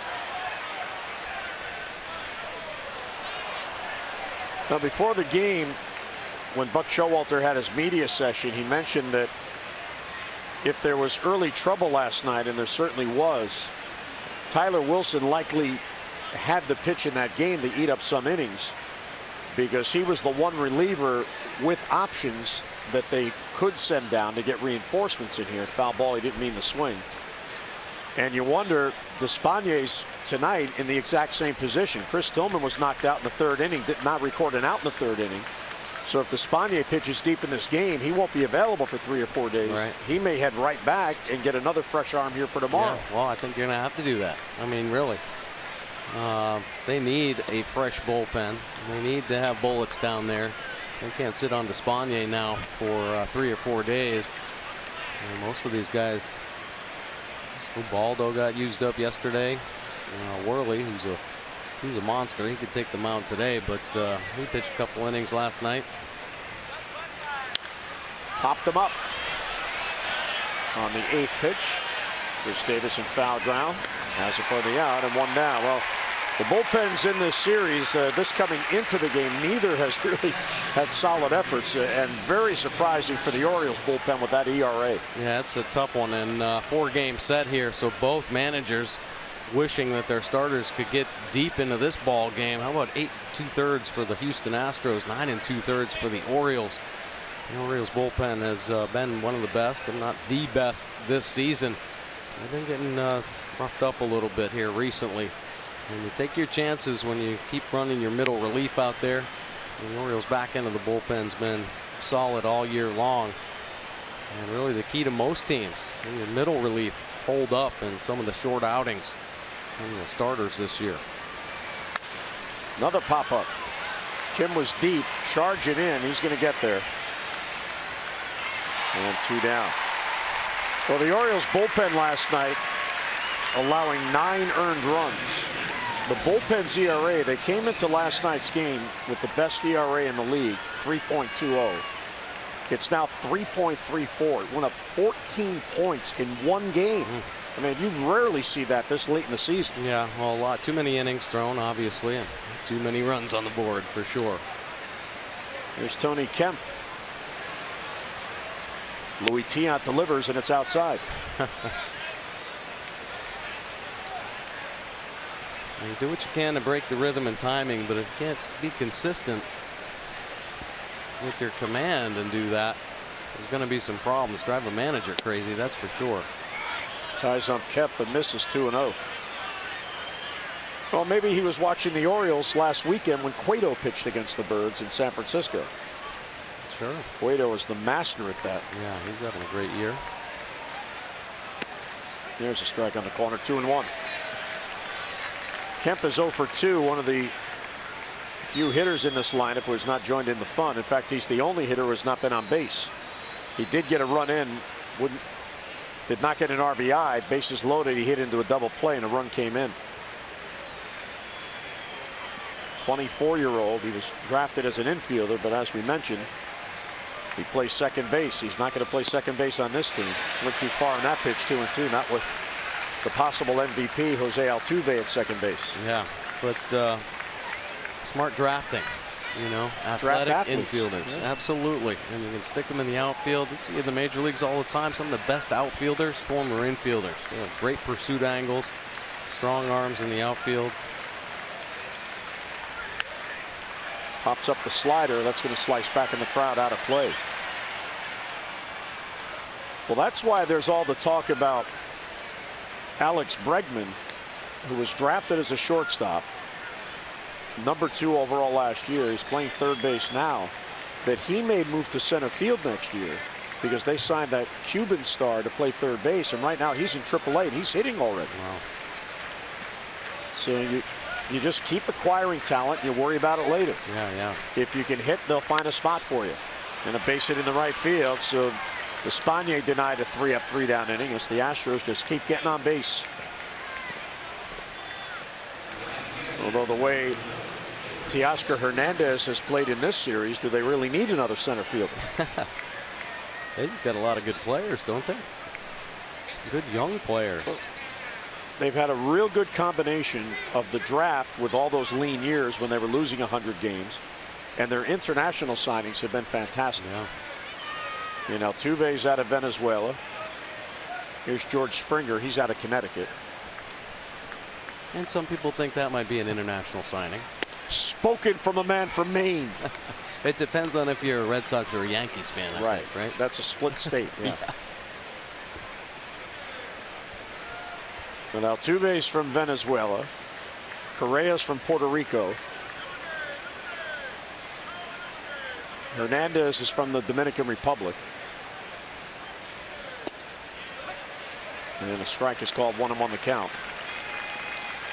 Valbuena, who's not active at the moment, he's from Venezuela.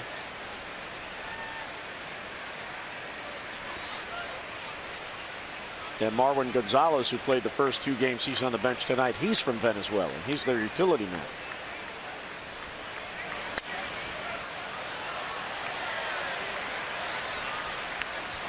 When Andy McPhail ran the Orioles, he used to tell the fans at FanFest every year about developing talent, and his rule was if you need to develop 10 pitchers, you better have 30. You're going to need that many to find 10 that are going to make it up here. Oh yeah. The Astros in recent trades have traded away some top talent as well. Runner goes, the 1-2 is lifted to right field. That'll chase Trumbo back. That ball's hit deep and it's gone. It carries out of here for a 2-run homer. And the Astros just keep scoring and scoring and scoring. Another 2-run inning. It's 8-1 Houston. Man, Springer quietly having a monster year. 25th home run. We'll talk of Altuve, but Springer at the top of this lineup. How about getting behind that baseball? Right into the bachelorette party. There you go. It's on the list. Check it off. Get a home run. So a 2-out, nobody on rally. So the Orioles scratch out a run on the home run by Davis, and the Astros not only get it right back, they get 2. They've scored 28 runs in the first 3 games in the series, and we're only midway through this one. Bregman pops it up. Davis will call and put it away in the inning ends, but not before the Astros get 2 more. Mid-5th, Birds come to bat, now trailing by 7.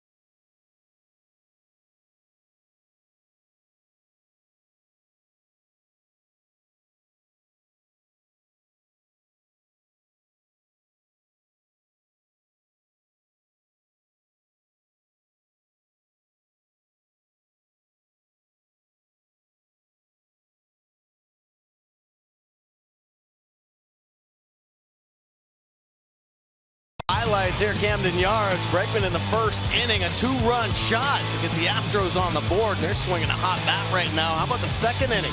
Castro a double. Get him on the board again. Hernandez scoring there, and then Tillman comes out for the third inning, hit by pitch and 3 straight walks to walk in a run. Early exit for Tillman. Not what the Orioles were hoping for. Geico, 15 minutes could save you 15% or more on car insurance. Visit geico.com for a free rate quote. Strike one to Pedro Alvarez, leading off in the Oriole fifth. Hardy and Joseph will follow. It has been an easy go so far for Fiers. He got the early lead, and he's been pounding the strike zone. Swing and a miss on the breaking ball, 0-2. Orioles have had 3 base runners, 1 in each of the past 3 innings.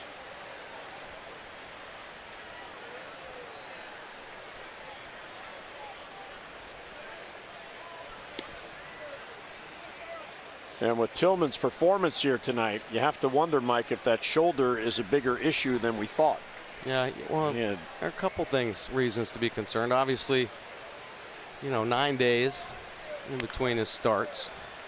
Came off a great start in Oakland, but the shoulder soreness. So you wonder, how bad was it? Well, it must not have been too bad. They let Tillman make this start, but he was tentative early on. Not like most of his starts this season, where he's come out, throwing 93, 94 miles an hour, good velocity. Swing and a miss, but the ball gets away and it bounces into the Astros dugout. So the Orioles will get a break and they'll get a base runner on the strikeout. Take what you can, right? Check swing. The ball kicks away from Castro. We'll find some way to put some pressure on Fiers, and this could be the break they're looking for. Check swing on the curve in the dirt. Alvarez finds himself on first base.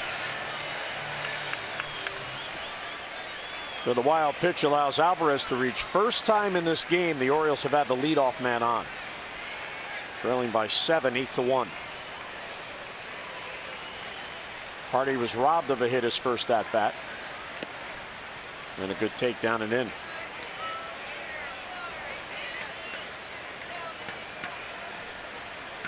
JJ's hitting 2 in a row, and he's had a 300 clip in his last 14 games. So he's had a real good couple of weeks. Sure has. Fastball right there. It's fun to watch hitters lock in at the plate. And typically it's just about body control. When you control the lower half, that means you're controlling your eyes. Not a lot of extra movement. JJ Hardy's getting himself a nice rhythm and staying on the back side. Not too much going forward. Snaps off a breaking ball that finds the outside corner.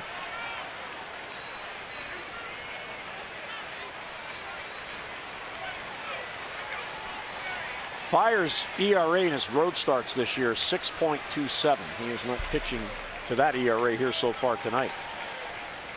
1 run on 3 hits. Breaking ball is inside. Looked like Hardy's going to start to walk away, and Dale Scott called it a ball. Yeah, and it was right in front of Dale Scott. He's filling up that hole in between Castro and Hardy. He just leaned down. Castro must have asked him, where'd that miss? 2-2 on JJ. That chopper foul. He just got a piece of that. Tomorrow in the finale, daytime baseball, Giovanni Gallardo against Dallas Keuchel. And then the Orioles will welcome in the Nationals. And I haven't looked that far ahead, but I think Strasburg's turn to pitch is Monday. He got lit up in his last start. So he's angry. Or something could be wrong with him. Ooh. Let's start rumors.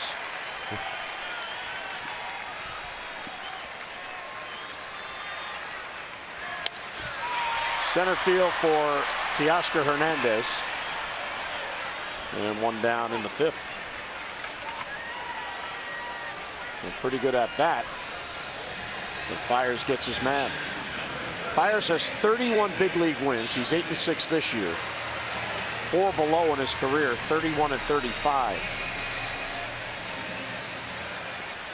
He lost his last start and he has won just twice in his last 6 starts. And he is pitching a fine game tonight and leads it 8-1. Here's Caleb Joseph. Yeah, he's making some good pitches and he's mixing it up. For Caleb, this is just his 5th start in the Orioles' last 25 games. Matt Wieters went on the paternity list today. Matt and his wife Maria expecting their 2nd child any moment. So Caleb will get at least 2 starts in the next 3 days, and who knows, maybe all 3. Certainly rested. Francisco Pena was called up. He's here and available. There he is. And Caleb ended up getting a little bit of playing time when Matt Wieters got hit on the foot. Right. At Yankee Stadium, and didn't take Caleb long to get his rhythm and timing back. He started getting on a nice little tear. Good to see him back in the lineup. Wow.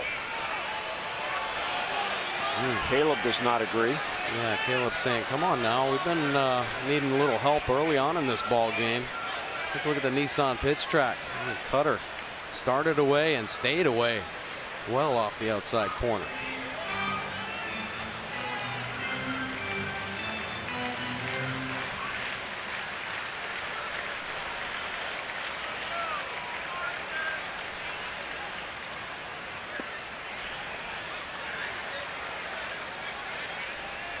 So I'm waiting for you to say it with Caleb up. This would be. I'm not going to say it. I'm not going to say it. So this is the reverse lock. If you don't say it, it'll happen? Yeah. Should we inform the audience what we're not talking about? It's all after this swing right here. Okay. It's a 2-run homer.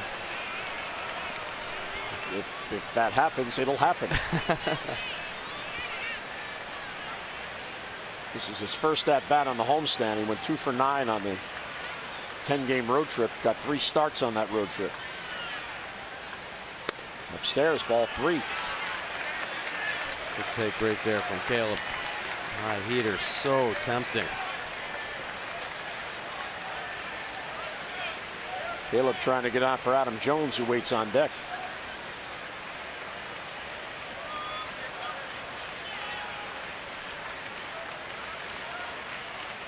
And he got him. Swing and a miss. So 2 strikeouts in the inning. Alvarez reached on the wild pitch on strike 3. That's 5 in the game and 2 men down. Oh, Fire's showing some confidence in that split finger. 3-2. He's thrown it 3 or 4 times in this ball game. Another quality one there. Bottom of the strike zone. It shows you what you can do when you have a big lead. Yeah, go ahead. Snap off a good one. You may get a swing and a miss. If you hang it, it's a 2-run home run. You still have a big lead. Yeah. Adam 1 out of 2, a bloop single his last at bat. He's now hitting 4 straight. He has 21 hits in his last 15 games, including tonight. Grounded sharply to third, backhanded by Bregman. And with that shortstop's arm, he gets Adam Jones, and the inning ends. So a base runner and 1 left. We are through 5. I think it's time for a snack.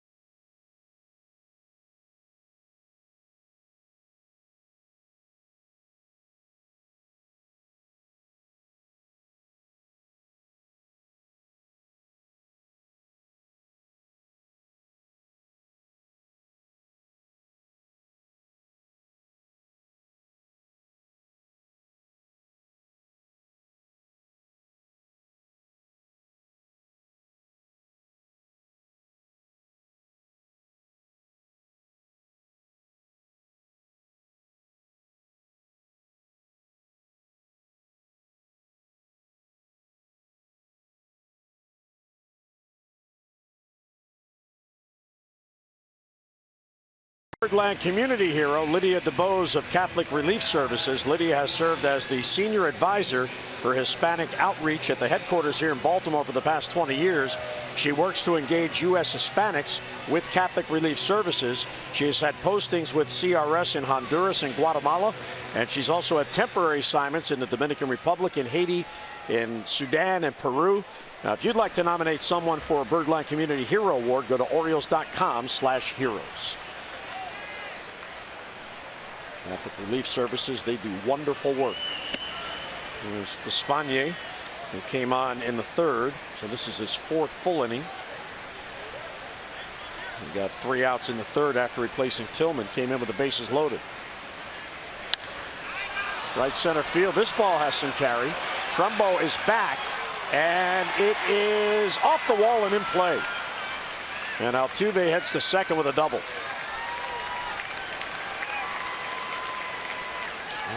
Now, Mike, the one thing about this Astros team that we have seen in this series is they go with the pitch. Really, Altuve, that's an opposite field double. Springer's home run was opposite field. His home run last night leading off the game was opposite field. And that's not a bad pitch either. Two-seamer down and away, coming back. And Altuve just backlegging it at the top of that right center field wall. Yeah, they're letting the baseball come to them right now. I mean, this doesn't look like the inconsistent offense you hear about the Houston Astros. They're putting some A swings on right now.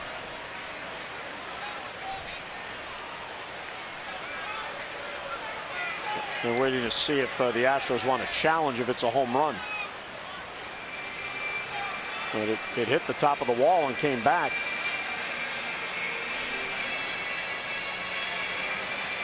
Maybe he's asking Dale Scott if he'll do a crew chief review. Yeah, I think that's what it is right there.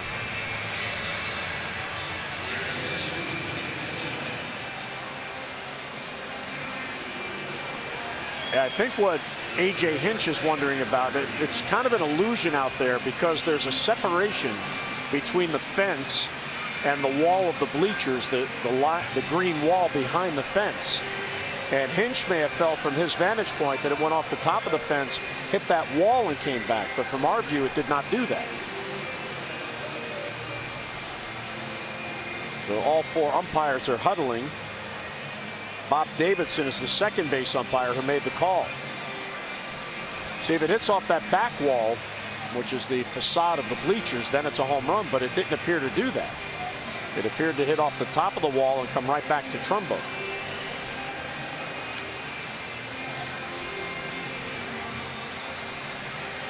So they're not. Actually, the first base umpire, Lance Barrett, is who Dale Scott's talking to. Well, they're not even reviewing right now. They're just having a little talk about.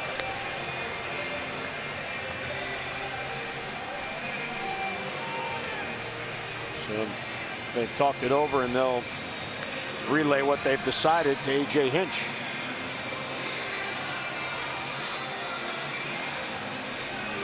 And I'm certain what Hinch is saying is I think it hit that back wall because from where he's standing, the illusion is it may have done that. Right. But our replay showed it did not. And the way, yeah, it kicked off. So Hinch is seeing something, and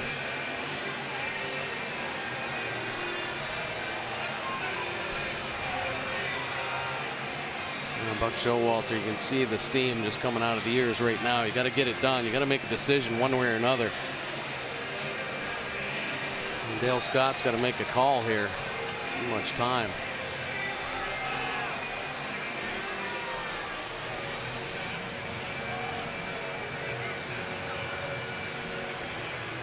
See, on a home run call, the managers request crew chief reviews, and this is amazing how long Dale Scott's allowing this to go on. Either go to the headset or say, hey, Mr. Hinch, it's a double, let's play ball.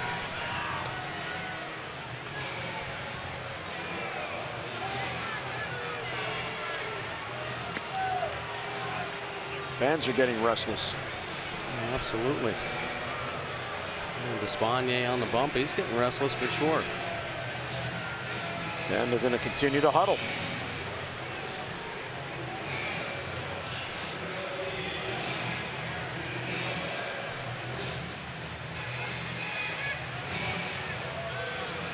What was that the commissioner said the other day about pace of play?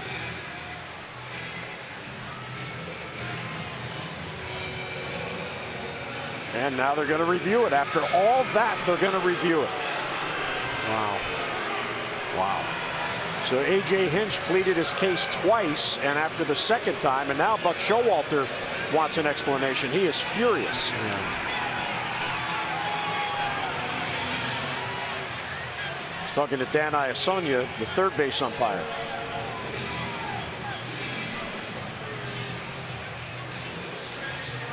He just wants to know what the heck's going on. Why is this taking so long? If you're going to review it, review it.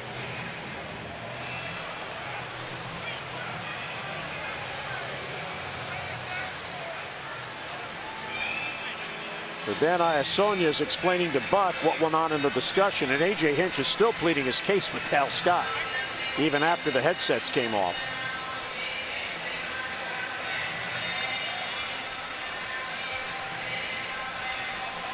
So whatever they decided, we can only assume is that the call on the field was correct, because Altuve's at second base.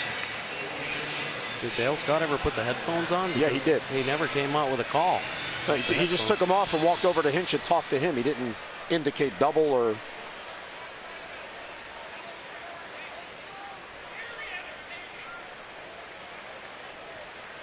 Well, it was a rules check, which means that A.J. Hinch was questioning the ground rule of where that hit the fence.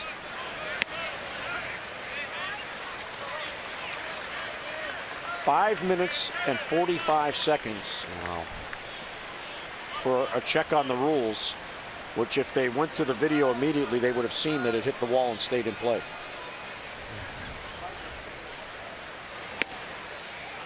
One and one on Correa with Altuve at second. Big run out there. The Orioles already trail by 7 in this game.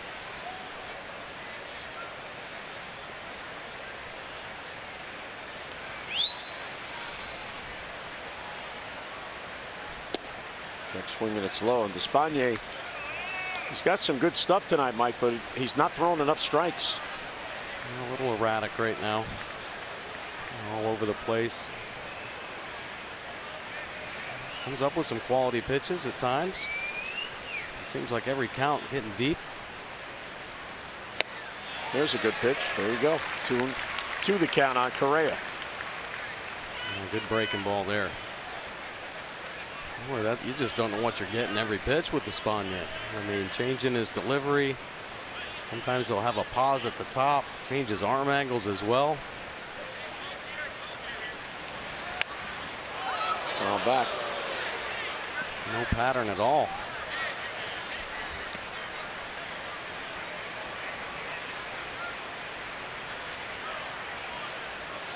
Astros have had base runners in every inning in this game, and they scored 2 runs in the 3rd inning without a base hit.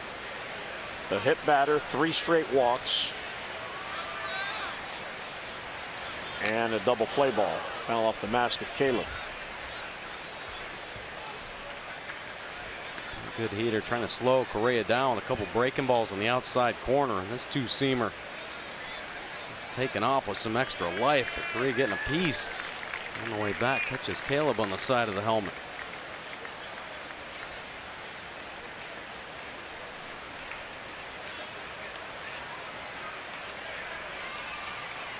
Here's the 7th pitch in this at bat. And he fouls it off. This Astros team, they're an interesting club, Mike. They have struck out more than any team in the American League, but they have the 2nd most walks. Only Toronto has walked more. So that tells you that they do swing and miss a lot, but they know how to work the count, and they know how to prolong at bats. This ball's lifted to right field. That chases Trumbo, and it's over his head. It'll bounce against the wall. Altuve will score easily as the throw goes to second base. And there's another run for the Astros, and it's 9-1. On the long single, and Correa wins that at bat. Yeah, it looks like they're just hunting that outside corner right now, driving the ball the other way. Correa backing this one up. So another opposite field hit and a hit with authority. Donnie Hart will get loose now.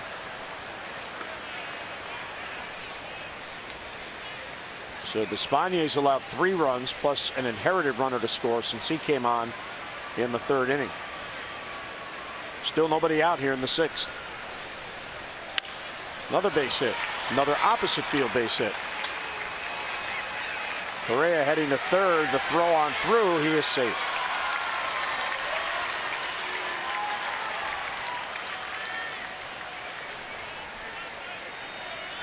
Look at this. Not trying to do too much at all.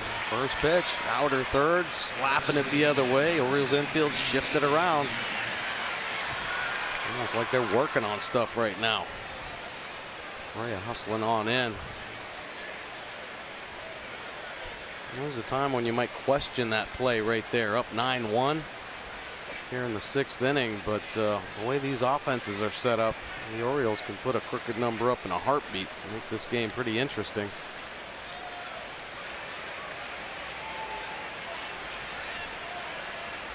Now Buck is waiting for word from his video room if the foot came off the base, and here comes Buck to talk to Dale Scott.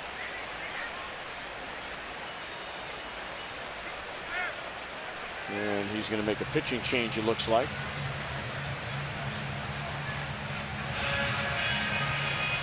Still have not seen the signal. Of course, this is only the first visit. He does not have to make a pitching change. Well, he's got to give him a little bit of time, probably. And there goes the signal, so Despaigne is going to leave. So Despaigne at least ate up some innings. Donnie Hart's going to come on. Astros have a run in, 2 on, none down, and a 9-1 lead.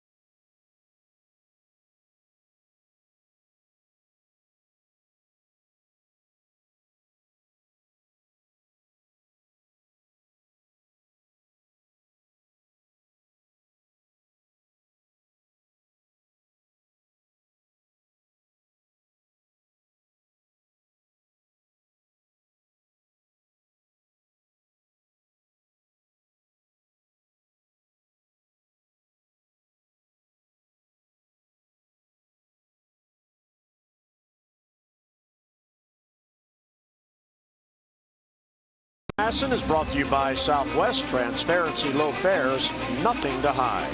And by Royal Farms.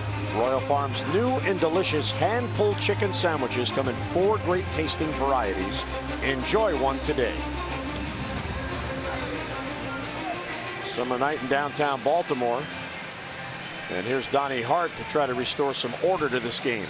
And Donnie Hart, tough lefty crossbody delivery, sidearm slot. That fastball 53% of the time. He can rush it up there as well. Over the mid-90s with the heater and slider in the change, and been doing a nice job in his appearances up here at the big league level. This will be his 7th appearance. Nothing on the board for earned run average, and opponent's hitting 167. Lefties, real tough time. That sidearm delivery. Righties a little bit better at 333. So he inherits 1st and 3rd. Orioles trail 9-1. And here's A.J. Reed, who's 0 for 2, but he's walked and scored.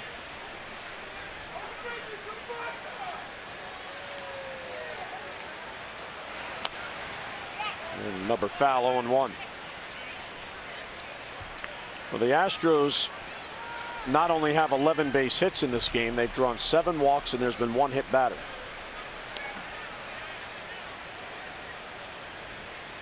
So 19 base runners, and there's still nobody out here in the 6th inning.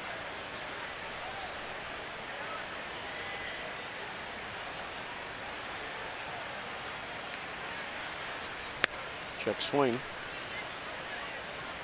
Caleb asked for an appeal. Dale Scott did not. Asked Dan Iasanya if he swung.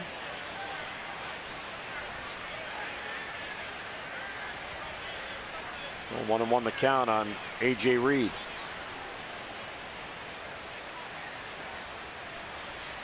Breaking ball for a strike. Good pitch. So tough. I mean, Hart, he's stepping right towards Buck Showalter in the Orioles dugout. He releases that slider, so it's starting off behind Reed. Tough to keep the front side in there.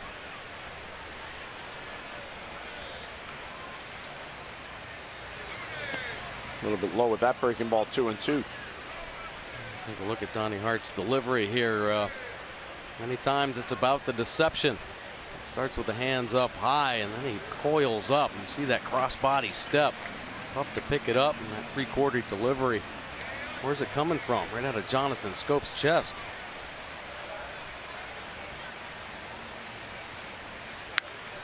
Line foul the other way. So for Donnie, this is 4th appearance since rejoining the team. He was called back up from Double-A Bowie in time for last Friday's game in San Francisco. He got in 2 games in that Giants series, then pitched in the opener here on Thursday night, the game the Orioles won. And he's gone 3 1/3 scoreless since coming up.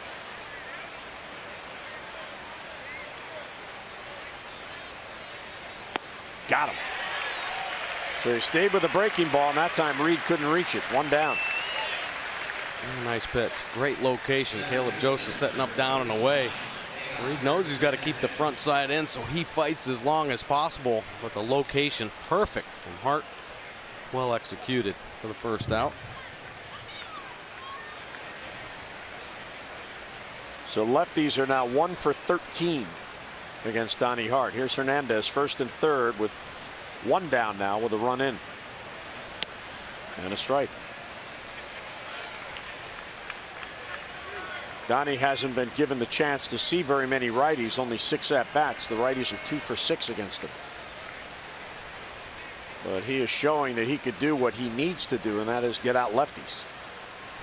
Yeah, but this is a great opportunity, though, for himself. To get a chance to get some righties out. Climb that trust ladder with Buck Showalter. Buck's got a lot of good arms down there that can handle both lefties and righties. He'd love it if he had a left-handed pitcher that had some success against righties.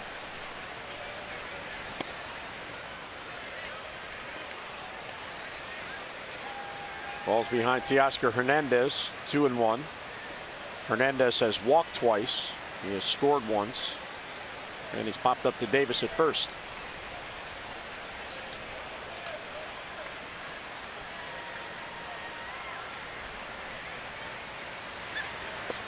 These are the games with these big crowds that you really want to play well, and unfortunately, with the Orioles falling behind so quickly and by so much, the crowd has been really not a factor in this game, and it's a big crowd tonight.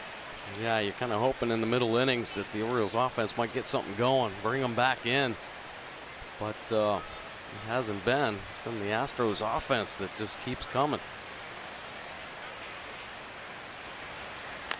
Check swing, and it's a foul ball. Caleb hoped that was going to roll fair, and it did not.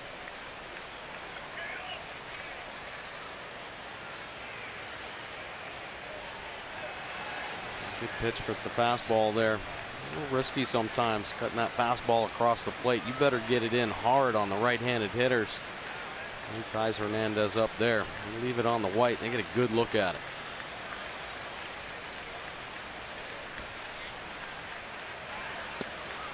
Inside, so another 3-ball count.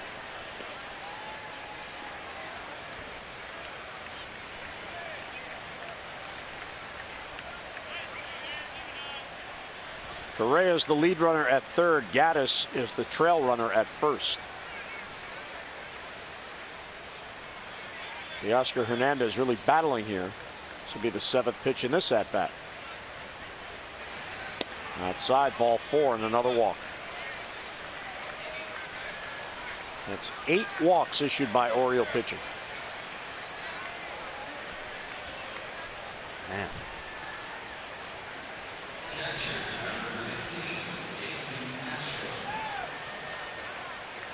The Astros have struck out only 3 times in this game. Espana had 2 and Donnie Hart has 1. Chris Tillman back out on the bench. Here's Jason Castro, and Donnie Hart for the first time in the big leagues will pitch with the bases loaded.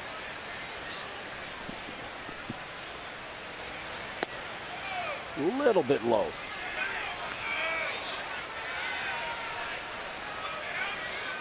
Castro's got a 2 RBI game going. He has Correa, Gaddis, and Hernandez third to first.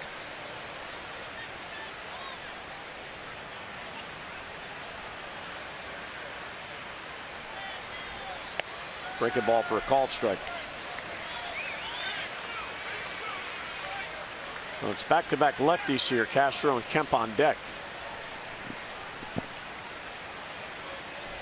So it should be advantage Donnie Hart. I don't know how that Castro can pick Hart up. You know, that closed off stance.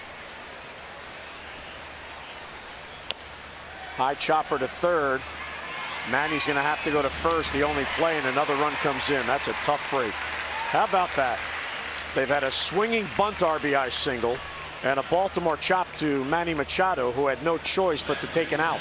So it's an RBI ground out for Castro. He has 3 RBIs, and it's now 10-1. Yeah, good pitch, fastball down and away, and Castro just kind of battling there, not taking any chances to see if he can put it in play, and he does, and is rewarded for it with the chopper off the plate.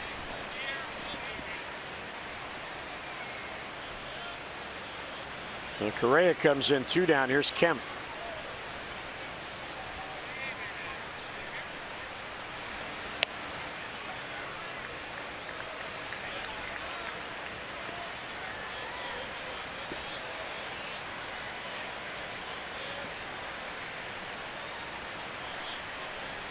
Kemp 1 out of 3. Every Astro has been on base in this game. Check swing and he fouled it off. Nothing in 2. And 7 of the 9 have base hits.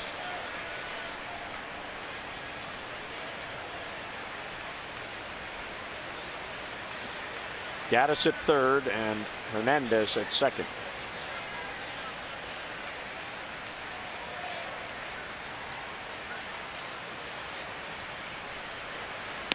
And that'll end the inning. Perfect pitch on the outside corner, but the Astros get 2 more. They have had 5 different innings tonight, scoring 2, and now lead it 10-1.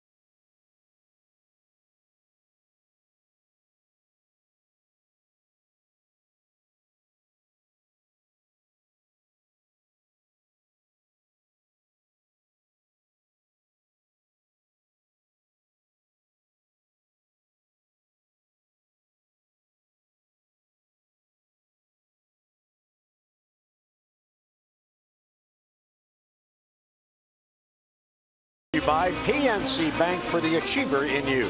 And by American Standard Heating and Air for the best in-home comfort. Choose the brand voted #1, American Standard Heating and Air. Right now, get special financing. Find your dealer at midatlanticcomfort.com. Saturday night in downtown Baltimore with a big crowd on hand on a Crush Davis bobblehead night. Fans have been sitting on their hands because of the job done by Mike Fiers. And the 10 runs on the board by the Astros. Michael Givens now getting loose.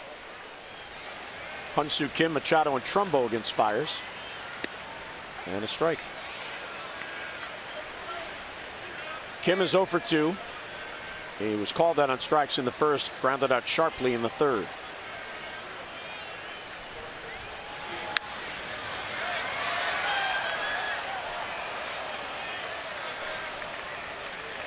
Well, Fiers on the year, Mike. They were getting him about 6.7 runs per game in run support, and they've outdone themselves tonight. They have 10 for him. Yeah. He seems to be the good luck guy in the staff. I think so. Overthrows the fastball, 1-2 on Kim. Yeah, he's getting the big time run support. And here's a guy that's only gone up over 100 pitches 3 times this season.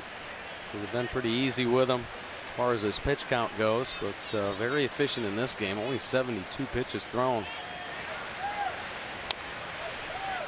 Well, what is really frustrating for the Orioles in these last 2 games, and last night they lose 15-8, and now they're losing 10-1. The Astros are 14th in the league in team batting. There's only one team with a lower batting average, and yet they're getting all these base hits and scoring all these runs. Kim to the gap in right center field. A long run for Springer. He reaches up and makes the catch. Bang. So even when the ball's hit well, the Astros run it down. Yeah, he can cover some ground. He plays center field as well. Look at this jump. I mean, that right center field gap is wide open. He takes off like a wide receiver. Nice line to the ball, making it look pretty easy. Springer having himself a very good series. Nice diving play earlier in this ball game. There's another home run. Nice job flagging that one down. Ball 1 to Manny, who has grounded out twice.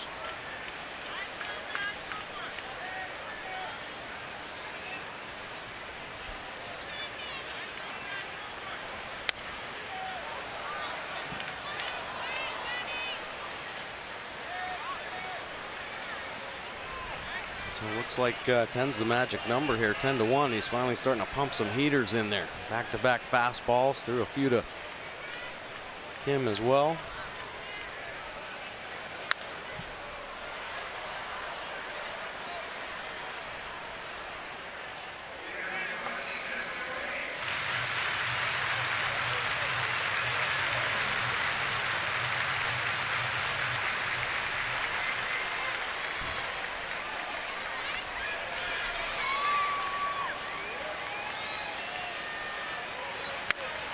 Another foul ball. You know, the Orioles seeing Fiers for the first time, and he certainly has had the upper hand in this matchup. And that big early lead really helped him out. 2-2 on Manny. Orioles are 1-3 on this very important homestand. They were swept by Boston in 2.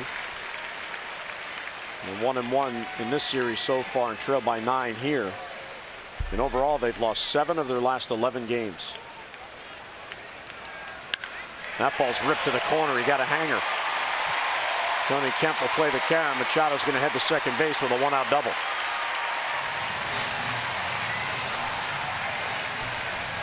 Fiers pretty fortunate that that's only a double. Mistake with the breaking ball, hovering in the middle of the plate. Machado hammering out his 36th double of the season. Look at this spinner. Staying middle, and Manny getting behind it. It came off hot. That ball is scorched down the left field line. Nice swing from Machado with 2 strikes.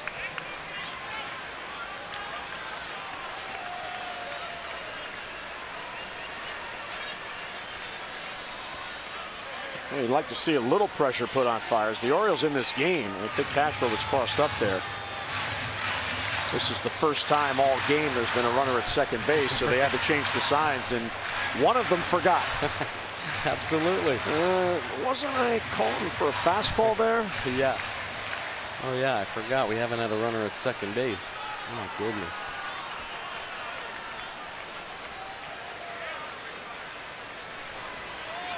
And the Orioles have yet to have 2 runners on in 1 inning.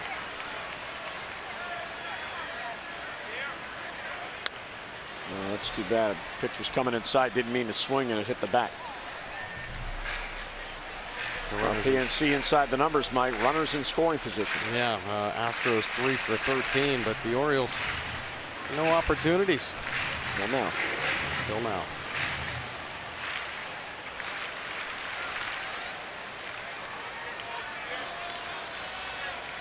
A 1-1 on Trumbo, who's 0 for 2. Real good looking fastball at the knees on the outside corner. The perfect pitch. I gotta believe there's a little bit more deception than we're seeing in his delivery. Kind of a unique delivery right there, but you know, he's not rushing it up there 96, 97. And this is stuff that the Orioles have seen before, but they're a little in between right now, not getting a good look. Maybe that ball getting on him. And a swing and a miss strikes him out. So a big out for Fires, 2 men down. That is strikeout number 6. A big breaking ball here. It's got a tight finish. Good location down and away.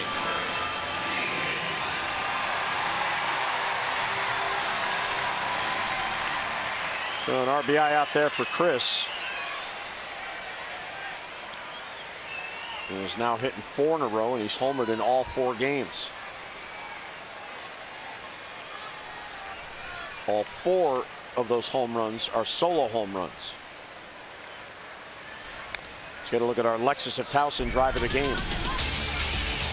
And the crusher on his bobblehead night, hammering this ball on top of the Orioles bullpen and up into Monument Park. The drive of the game brought to you by Lexus of Towson, the area's #1 luxury dealer. Come see why at lexusoftowson.com. Outside. Now Chris, with his home run in the 4th inning, he's now hit 7 consecutive solo home runs. His last home run with a man on base was July the 10th. And today is August the 20th. That was the final game before the All-Star break against the Angels. He had a 2-run home run. 2-1 the count. Yeah, it kind of feels like the Orioles have hit a lot of those solo shots. Even Alvarez started heating up with his homers, but he was pumping out a lot of solo shots as well. Need to get some guys on the bags. Scott Coolball would like to see about 4 consecutive doubles to the gap. Sure would. Coolball is an interesting hitting coach in the sense that he's the hitting coach for a team that lives by the home run, but he doesn't believe you can live by the home run, because if you don't get it, then you don't score. Right. Well, he preaches the sound approach, right? You got to have a good game plan. For the most part, the Orioles have had good game plans, getting good pitches to hit. That's a nasty one there. Nasty splitty. That's a good take, though. Still is another swing. Oh, sure. You don't want to waste a hack on that nasty pitch. I do think there are times, obviously, like most of us were. Scott Coolball would like to see more balls driven the other way. Get back on the baseball. Off the glove. That's a walk. Manny's going to go to third on the pass ball. So for the first time in this game, the Orioles have 2 on. I wonder, was it another little cross up here? Castro flanking that one. Gets away. Machado walking into third base on ball 4.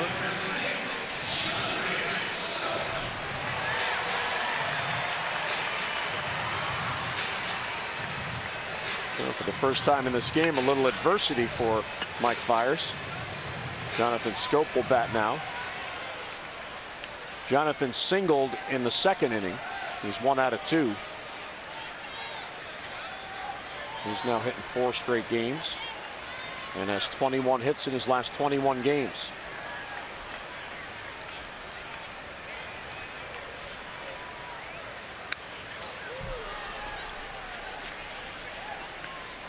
Pretty good cut, fouled it straight back. Yeah, I think Jonathan's swing right now looks as good as we've seen all year. It's been consistent. He's short to the baseball. He hasn't swung in a lot of bad pitches. And the ability to handle the inside pitch very well. The bat head to it without pulling off it. He's taken a couple line drives right back through the middle. Hard hit ball, glove there by Bregman, and he goes to second for the 4th. So the Orioles get 2 on but cannot score. Hard hit ball right at Bregman. We're through 6, 10-1 Houston.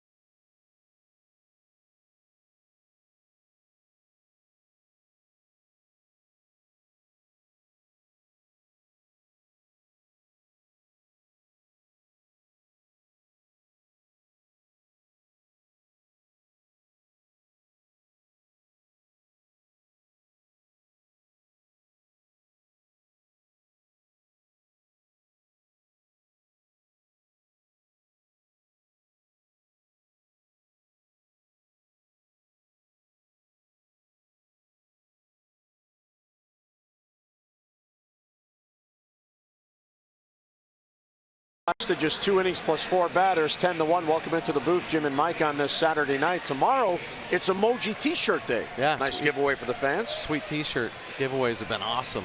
Love the bobblehead today with Crush Davis and his sidekick.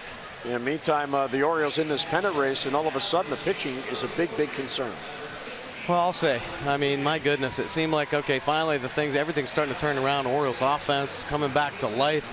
But the pitching all of a sudden disappeared. A couple back-to-back tough days, and the walks are what's driving you crazy, right? You don't want to get beat by giving team too many extra opportunities. And man, the Orioles have had about 8 in this ball game. Michael Gibbons now in. Try to shut the door on the Astros. The opponent's down to that 222 average. He'll face the top of the lineup. George Springer here in the 7th inning. This is already his 5th at-bat.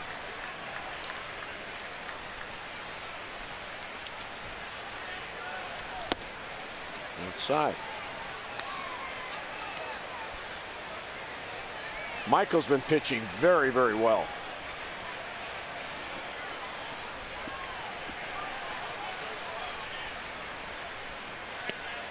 That one off the glove, 3-0.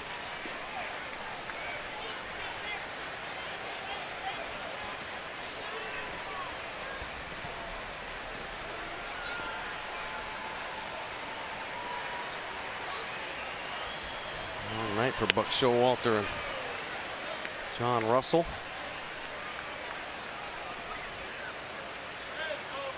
Some interesting games here in this series. In this game, not a lot of tempo to it.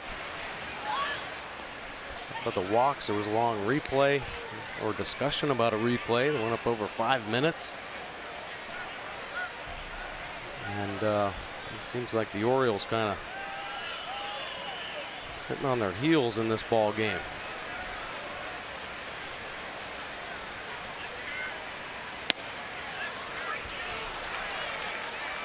So there's another walk. That is 9 walks allowed in this game. Well, an annual fan favorite has returned. The 2017 Orioles Pet Calendar, presented by Pet ER, now on sale at Orioles.com/pet calendar. It's on sale at the ballpark, and it's also on sale at the official team store in York. The proceeds benefit Barks, the Baltimore Animal Rescue and Care Shelter. They do great work. Enjoy 16 months of your favorite birds posing with their favorite dogs and cats. Each year, the calendar sells out, so grab your copy now, Orioles.com/pet calendar. And a fly ball off the bat of Bregman to Kim.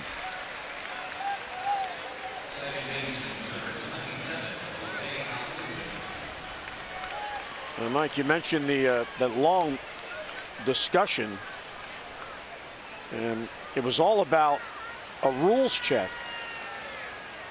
But apparently, why the discussion was so long with A.J. Hinch and Dale Scott is that Dale Scott felt that A.J. Hinch waited too long to request looking at that ball that was hit by Altuve, as he very likely thought that it was a home run, that it may have deflected off of the facade of the bleachers instead of the fence. And so the long dissertation was back and forth about, well, what was the rule? So they went to New York to find out about the rule, and that's what it was. They wanted a check to make sure that Dale Scott was correct and that the manager waited too long, and that's ultimately what they said. Oh my gosh. It would have been probably 37 seconds instead of 5+ minutes if they just looked at the replay to see if the ball went out or not, because it clearly did not. And that's initially, you could actually hear Buck's voice, you know, saying, let's go, it's too much time. And ended up taking about 4 extra minutes on that play.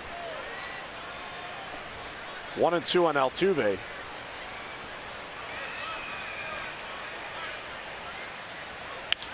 Lined right to Manny.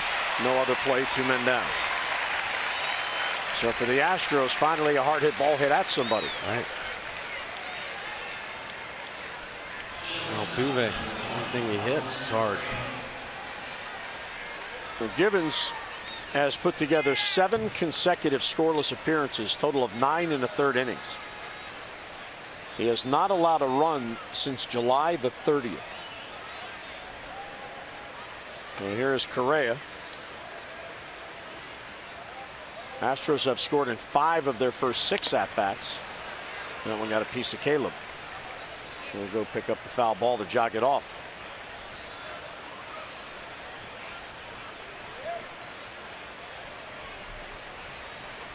Take a look at where it got Caleb. Good slider here to get ahead. Nope, right off the foot. Ow.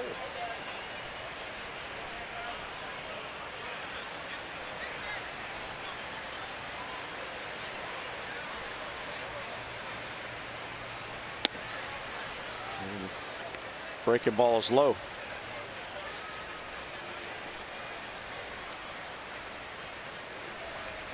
Correa, an RBI single his last at bat. He's also scored. So he has 51 RBIs in his last 53 games.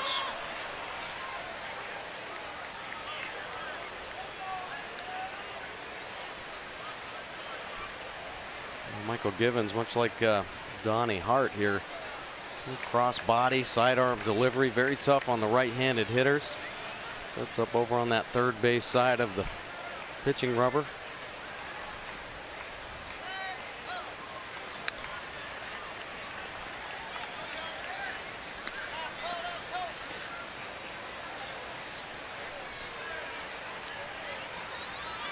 Carlos Correa, the Rookie of the Year last year.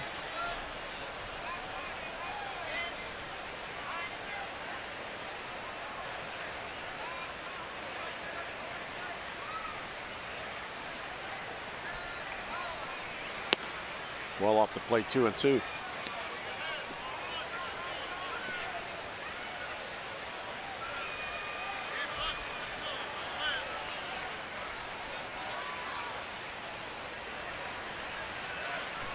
He and Francisco Lindor, the Indians, went down the wire in that Rookie of the Year voting.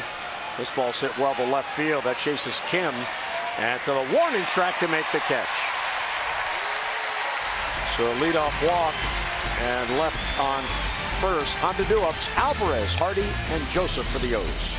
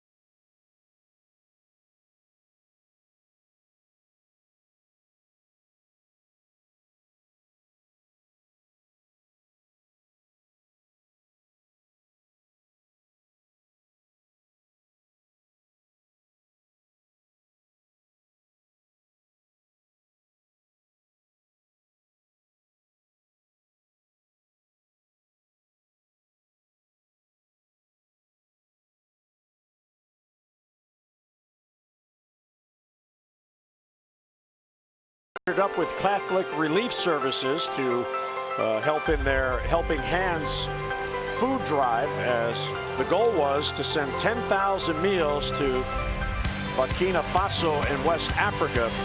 And the Orioles and Catholic Relief Services doubled that. 20,000 meals were prepared and packed, and they will be sent off to help the hungry. CRS headquartered here in Baltimore. They help people around the world, the poor, the vulnerable, and those going through emergencies. And it was a nice turnout, and congratulations to the Orioles and Catholic Relief Services for partnering up. Yep, the Bird was there. He was helping out pack the food. If you want more information, crs.org, a fabulous organization. Yeah, that was a good day, wasn't it? You had fun. I did. I sure did. We had a great table. Worked hard. Put together those the meals. My son came down there, and my daughter helped out as well, along with my wife. And on the way into the park today, I brought my son that was helping out, and he said, "Boy, that was a fun morning, wasn't it?" And I said, "Yeah, it really was." He goes, "I can't believe we made 20,000 meals for people," and he was really taken back by that. That was a special day. Well, it's really just another example of the Orioles in the community. You know, they get behind causes to help people, and they do it very quietly, very subtly, but they get it done. Well, Pedro will lead off. The Orioles looking for a crooked number inning to make it difficult on Mike Fiers. They finally got 2 men on base in the same inning in the 6th, and scoped a hard hit ball right at Bregman, who got a force at second to end the inning. Alvarez is 0 for 2. He did reach on a swinging strike 3 in the 5th on a wild pitch.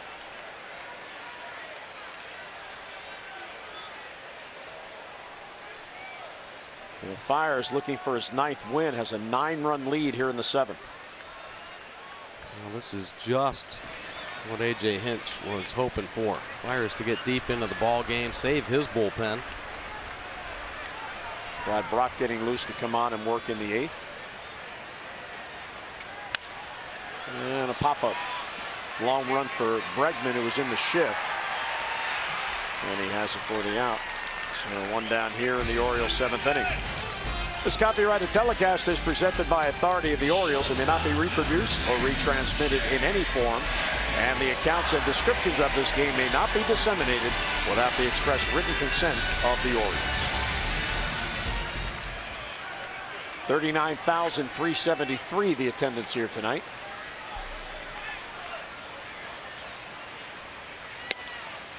Right there for a strike, 0-1.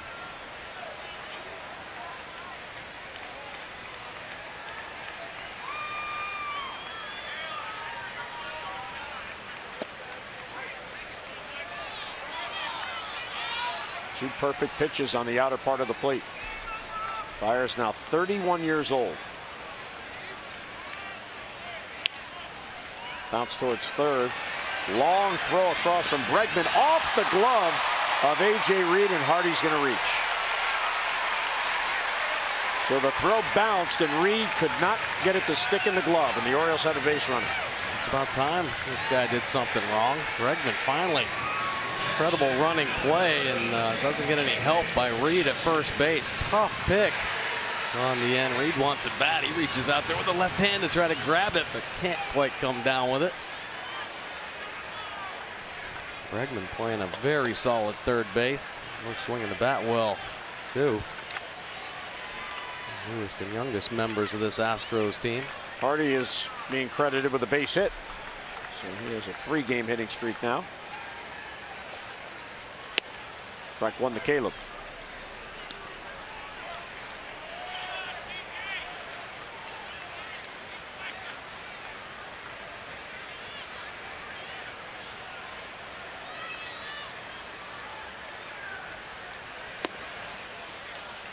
Good eye there. That was a real good pitch, 1-1. Yeah, so many times when you don't have a lot of at-bats, your rhythm and timing's off a little bit. You really have to fight to stay on the backside. Caleb stayed there. Got a good look at that quality breaking ball. And just spitting on it down.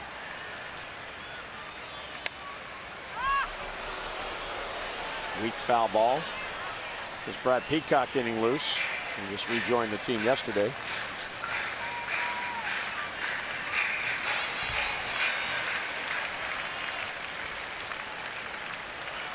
You see the pitch count at 100.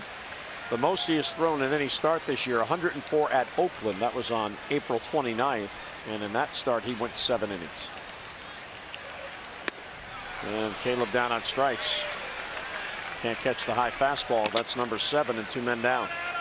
Well, Friars hasn't even had to use the high heater in this ball game. Split finger's been working for him. The breaking ball. This is a weapon that he uses for strikeouts. A little extra life through the top of the zone. The first time he's had to call on the high heat.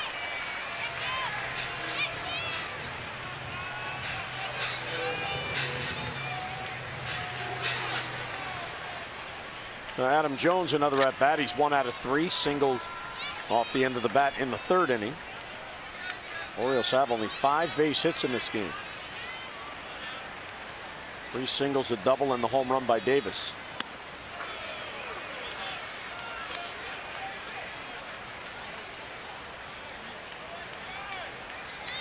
Toronto leads in Cleveland 6-5. That game is in the bottom of the 8th. Red Sox have a 3-1 lead in Detroit, but they're in a rain delay.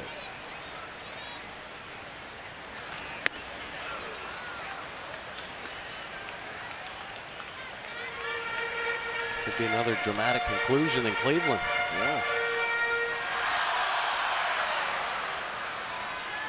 If Tyler Naquin has an at bat.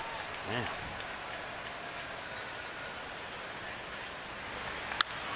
Pops up the breaking ball. That's playable in foul ground. Reed in the coach's box puts away Jones. And another fine inning for Mike Fiers. Infield hit a man left through 7. 10-1 Astros.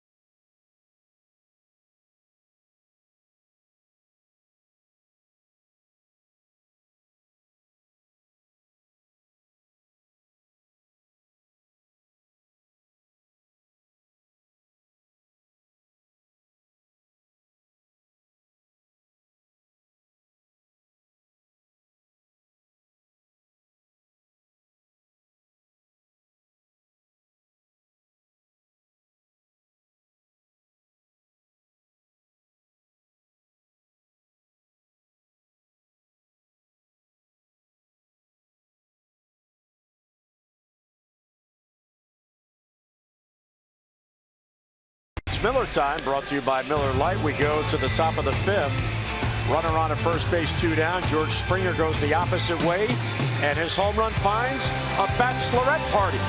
And they are having a blast leading up to the nuptial. The other team hit that. I don't want that. My future husband's an Oriole fan. I'm giving that one back. That's good to see. And Brad Brock now into the ball game. Take a look at his pitch arsenal. Fastball 60% of the time. Mid-90s with the heater. Slider for the breaking ball. Turbo changeup. He'll use 23% of the time. 7 wins on the year for Brad Brock. The run average has kicked up a little bit. Had some troubles here recently. Let's get back on track. Still just a 1.67. How about that? An overall average at 181. And we have a few defensive changes we'll pass along after this pitch. Outside 1-0. Ryan Flaherty is now at 3rd for Manny Machado. Steve Pearce is now at 2nd for Jonathan Scope. And there's Nolan Reimold now in center field for Adam Jones. Jonathan Scope taking a break. This is the first time he has not been on the field defensively for the Orioles all year. Wow. He played every inning of every game up until now.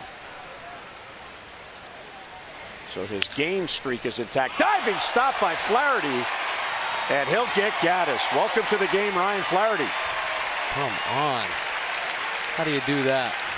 Sitting on the bench. Not just today. He's been on the bench for a little while. A hard time breaking back into this lineup. And this is a bullet. Look at the feet getting active. He does not make that play if he doesn't get his feet off the ground. Get him going. Beautiful play. Gold Glover Manny Machado approving the diving stop. It's nice when a platinum gold glove winner salutes you. Yes, sure is. Reed a swing and a miss. I mean, that kind of stuff is so important. It's important for the whole team. The Ryan Flaherty comes in and makes that play. This is a blowout ball game. 10-1. I mean, he could have easily let that ball go down. I'm not saying let the ball go down the line, but not be prepared to make that type of a play. Buck Showalter alluded to it in last night's ball game when J.J. Hardy was making highlight film plays at the end of the ball game in a blowout game. Bobby Dickerson keeping his infielders sharp and ready.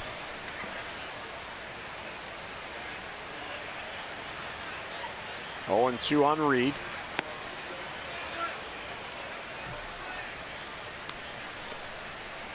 Brad Brock last worked on Tuesday, and he took the loss against the Red Sox. He allowed 2 runs in just an inning.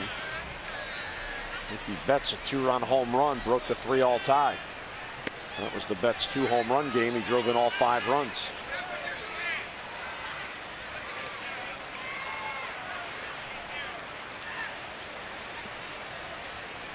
Brad Brock certainly appreciated that play.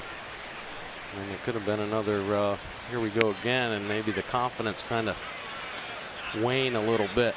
The defense helping him out. Peacock still up in the Astros bullpen. For Brad, this is his 54th appearance, so he now leads the relievers in appearances. And there's a pitch outside, and he loses A.J. Reed. Another walk. A 1-out base runner for the Astros. You can follow Orioles baseball live with the MLB.com at-bat app. Stay up to the moment at any moment with Game Day. Live game video highlights, StatCast, news, and more. Download MLB.com at-bat, the #1 app for live baseball on your phone or tablet. That is 10 walks allowed by Oriole pitching in this game.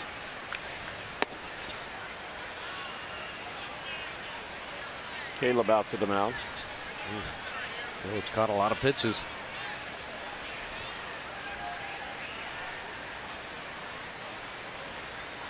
Well, 9 was the prior high in San Francisco last Saturday, so a new season high with 10.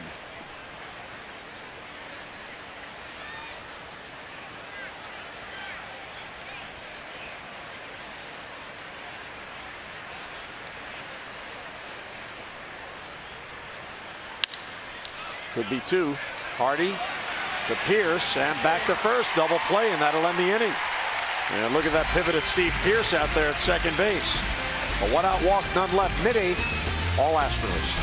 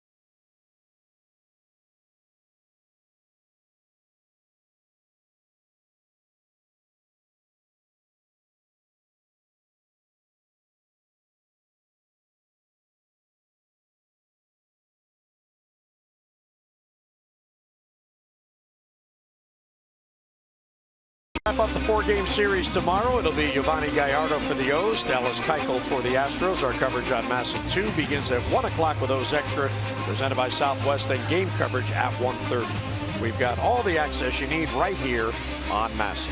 We'll take a look at tomorrow's starters. Dallas Keuchel, Cy Young Award winner, is having an off year. Just 7 wins, 12 losses with a .476 earned run average. And Gallardo looking to pick up his 5th win. Get this pitching back on track. Final game for the 4-game set tomorrow afternoon. Brad Peacock now coming in out of the Astros bullpen. And the other day got roughed up a little bit. Fastball 56% of the time. That slider 44% of the time. 1 game. Nothing on the board for an earned run average. Just 1 punch out. Bregman moves to second base from third.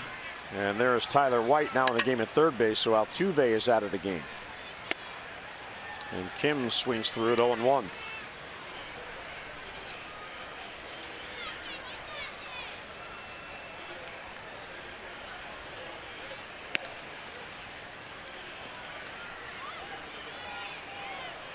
Pierce is on deck, then Chris Davis.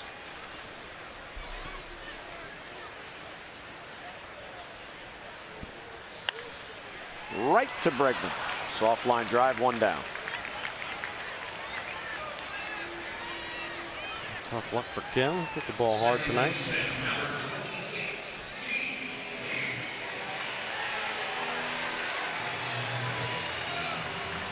Well, Pierce for his first at bat tonight.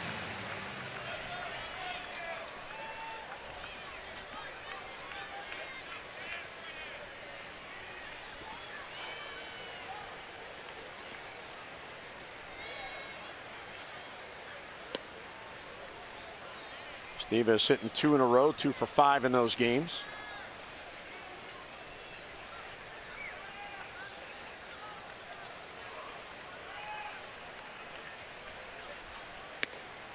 Breaking ball's too high. Ball 2.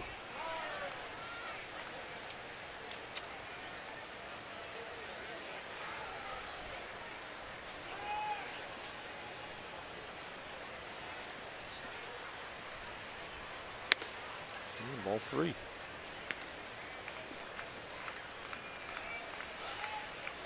Pierce in his last 5 games at a .400 clip. He's 4 for 10. Missed some games on the West Coast trip after the cortisone shot in his arm. Taken all the way, 3-1. Should get another good heater right here.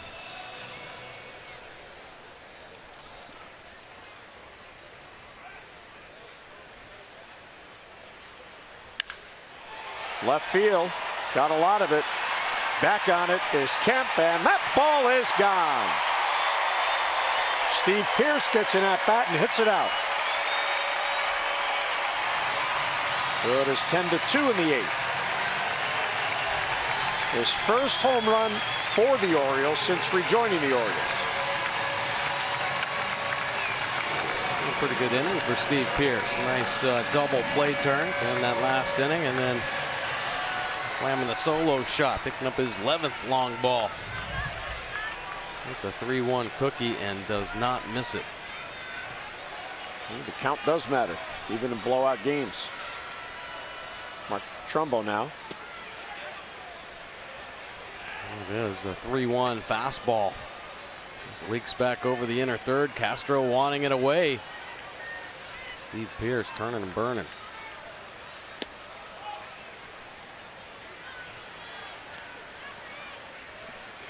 And another $500 for our Maryland Lottery contestant of the game, Michael Taylor of Baltimore.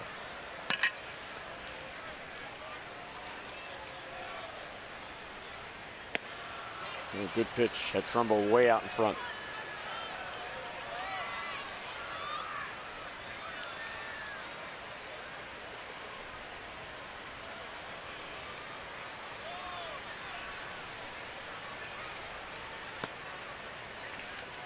Trumbo is 0 for 3 on the night. He is 2 for 10 in the series with a couple of home runs. Francisco Pena to rejoin the team today. He's on deck to bat for Chris Davis. And Trumbo down on strikes for a 3rd time tonight. Yeah, Couple nasty sliders right there. Mark Trumbo. Located perfectly. They better be perfect.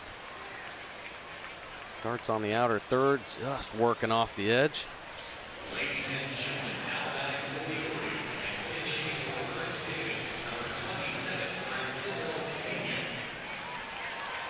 So Pena will bat for Davis.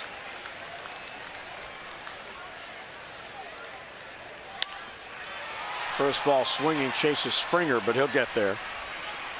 And he's got it for the out. Now the Orioles had a run on the solo home run by Steve Pearce, and none left for Pearce, his first as an Oriole. We head to the ninth in Baltimore.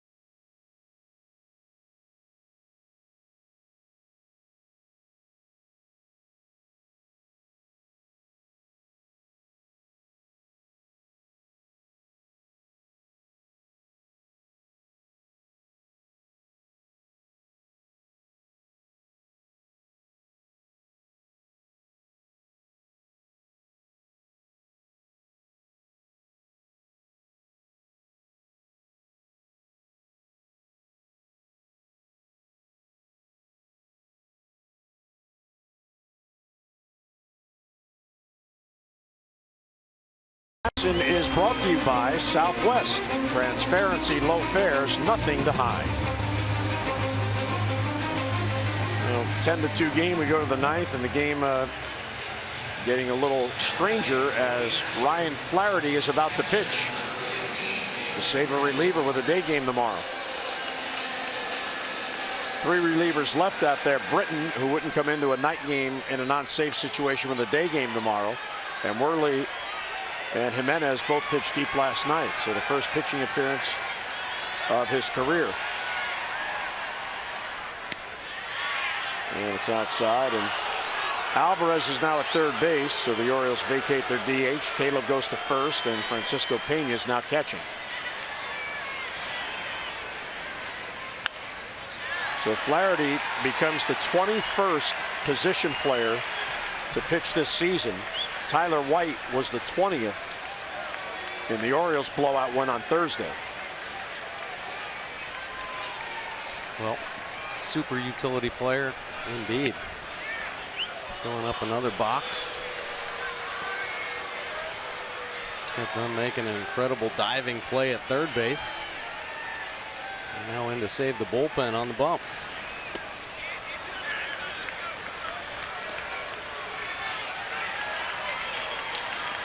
And Ryan just trying to throw strikes.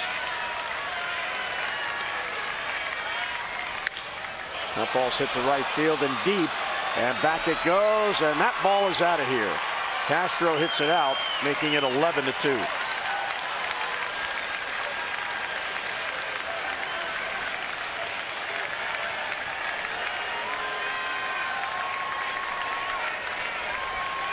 Astros just keep pounding the baseball. Flaherty fell behind, had to groove one in there, and Castro was waiting for it. BP fastball. 3-1 count here. Take a look at Ryan's delivery. Not too bad. It's a cookie.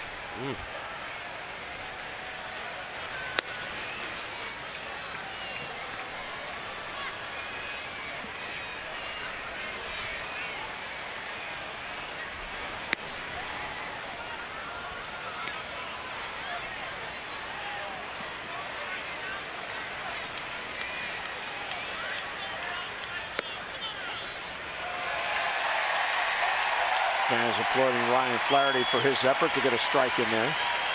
This is not easy. Not easy for these position players who never pitch. They're never on a mound. To throw that pitch 60 feet 6 inches and try to get it in there for a strike. And a high strike. I think Dale Scott just helped out Ryan Flaherty there. Well, could be sending a message. You better be up there swinging the bat. And blowout ball game.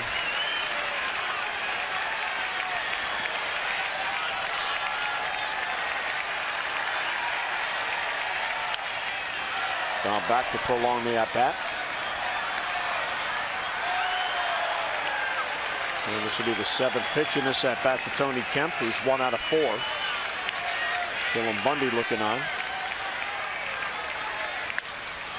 Off the glove of Flaherty to Pierce. And he'll get it to first for the out. Well, here's our American League leaders, brought to you by Coons.com. Over 2 million vehicles sold and counting. Here are the updated standings. The Blue Jays have 1. So the Orioles at the moment 2. And if they don't win in the bottom of the ninth, they'll be 2.5 back by the end of play tonight. And the Red Sox are still in a rain delay in Detroit. Boston is leading 3-1. This ball's hit towards the gap by George Springer. And that goes all the way to the wall. So Springer just keeps hitting and hitting and hitting.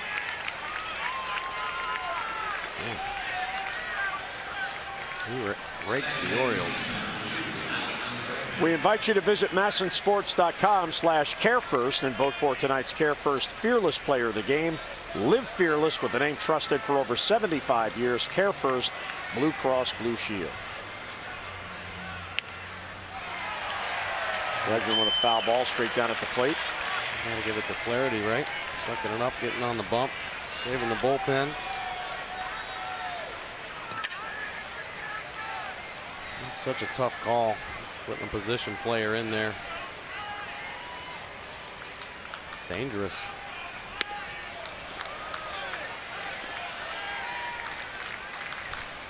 Only Sip getting loose.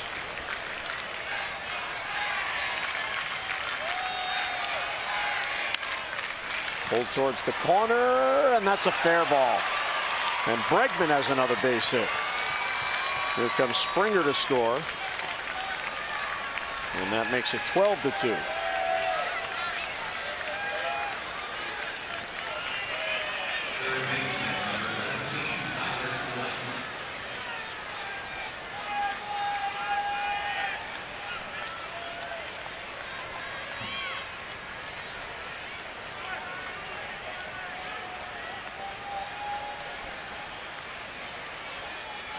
There have been a couple tough losses this season, but I don't know if I can think of back-to-back losses as disheartening as the last 2. I'm not saying the Orioles have lost this one yet, but it has the feeling that it's over. This team's got to pick itself back up. Take it personally. Get that chip on the shoulder and start fighting. And tomorrow's game is big, big, big. We get a 4-game series split. There's a bouncer to Alvarez. He ignores Bregman, throws low, and the ball is off the chest of Caleb Joseph. So that'll be a throwing error on Alvarez, allowing the inning to continue. And Pedro hasn't had a lot of playing time in the field. Primarily the DH that started to heat up. But here, a little distraction with Bregman coming at him and then spiking it to Caleb. Caleb just getting in the prevent. Blocking that one.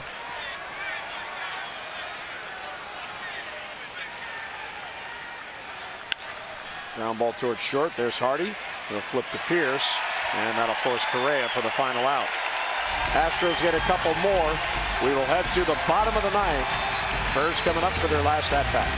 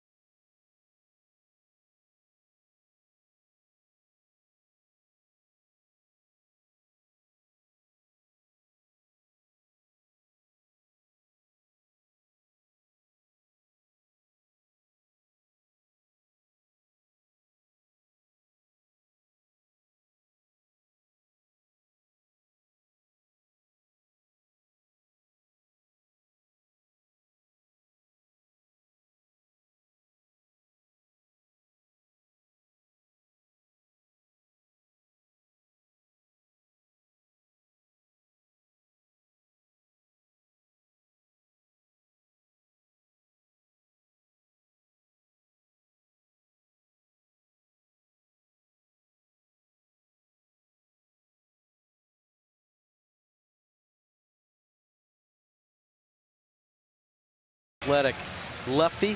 Tony Sipp, the fastball 47% of the time. Low 90s with that heater. There's a slider and split finger to go along with it.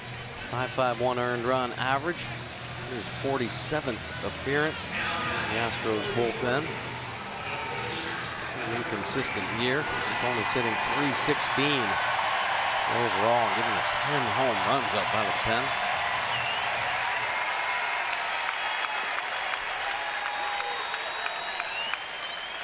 So the Orioles pitcher will lead off, Ryan Flaherty.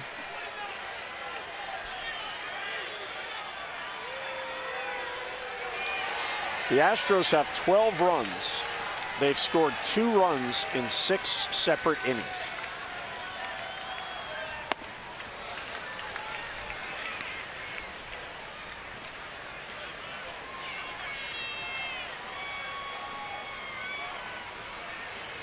Darren O'Day on the disabled list, hanging out with Brad Brock at the far end of the Orioles dugout.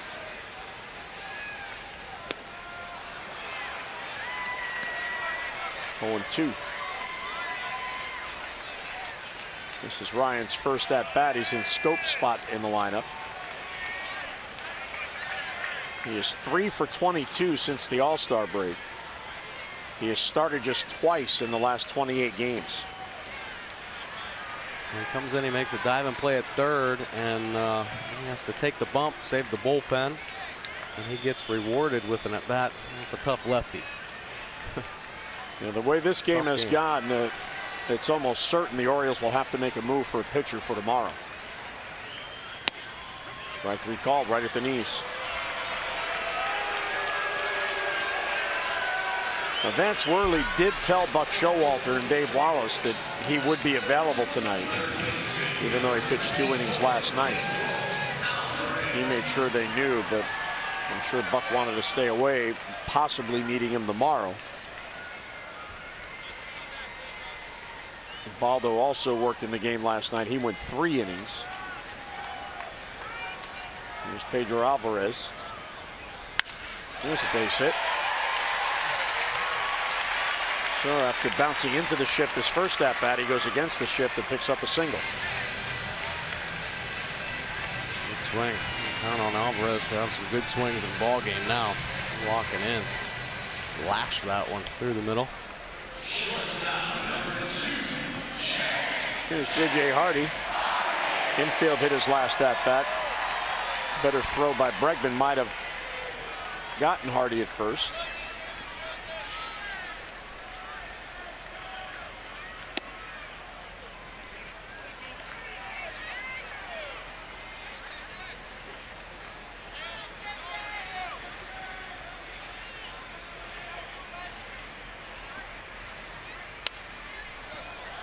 Foul back.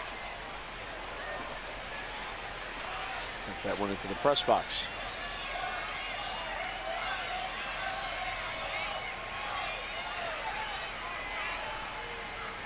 And J.J. with that base hit is now hitting 3 in a row.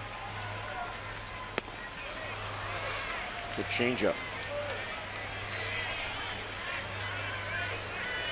J.J. hasn't had many of those swings lately. That ball travel, not going out to get it. Letting the baseball come to him. Check swing, and it's in the dirt.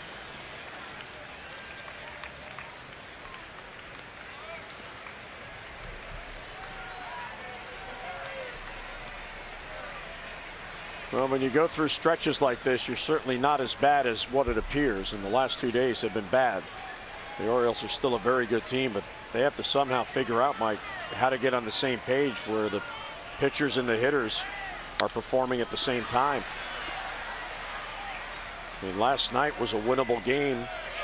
They had a 5-1 lead in the first. They scored 8 runs overall, and they ended up losing 15-8.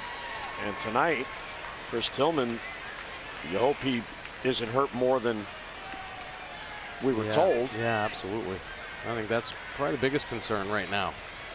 Sure, Tillman's okay. Because who said it? Pitching's been a problem, and Tillman's been the ace. He goes on the shelf. Then what?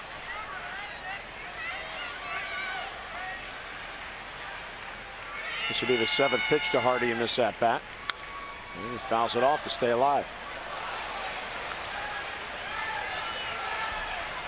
Ryan Flaherty helping out tonight. Comparing pitching notes with Tillman. What'd you think of my slider?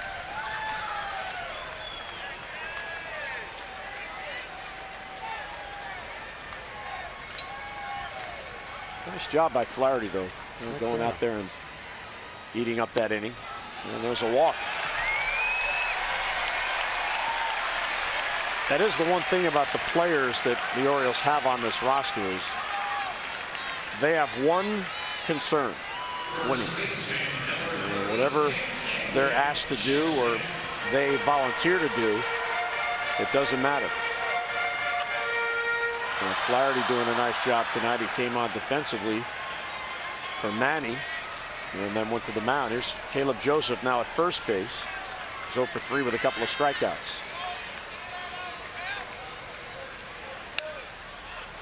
Good cut, fouls it back 0-1. Caleb has never faced Tony Sipp. Caleb's faced a lot of lefties. And one of the big reasons he got the call to the major leagues a couple years ago, his success against lefties in the minor leagues. Outside.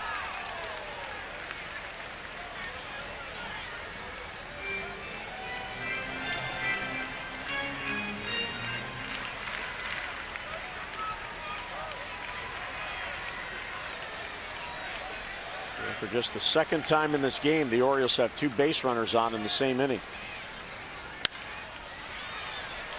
1 and 2 on Joseph.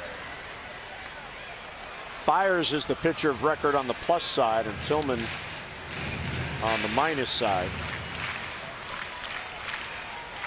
A.J. Hinch's team 2 outs away from back-to-back blowout wins.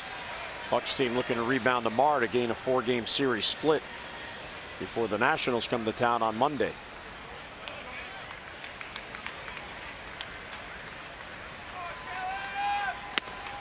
Two and 2.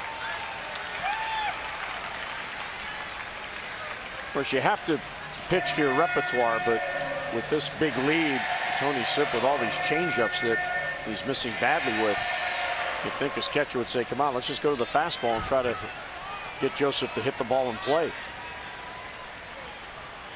These could be opportunities to work on something. He's had some problems commanding that changeup, and see why.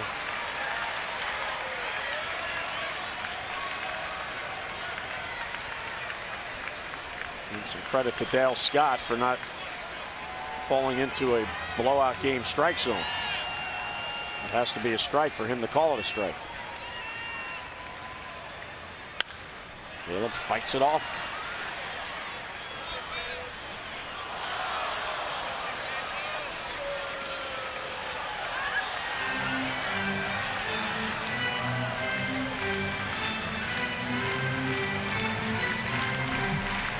Caleb about to see a 7th pitch in this at-bat.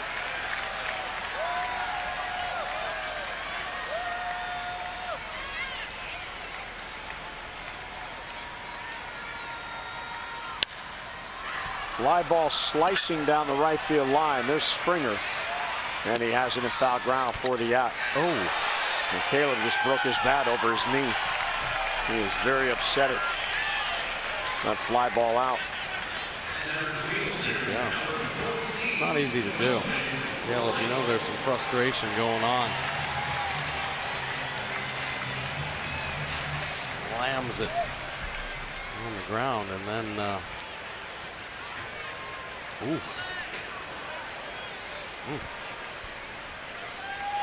going to drive you crazy. Nolan Reimold's first at bat, he took over defensively for Adam.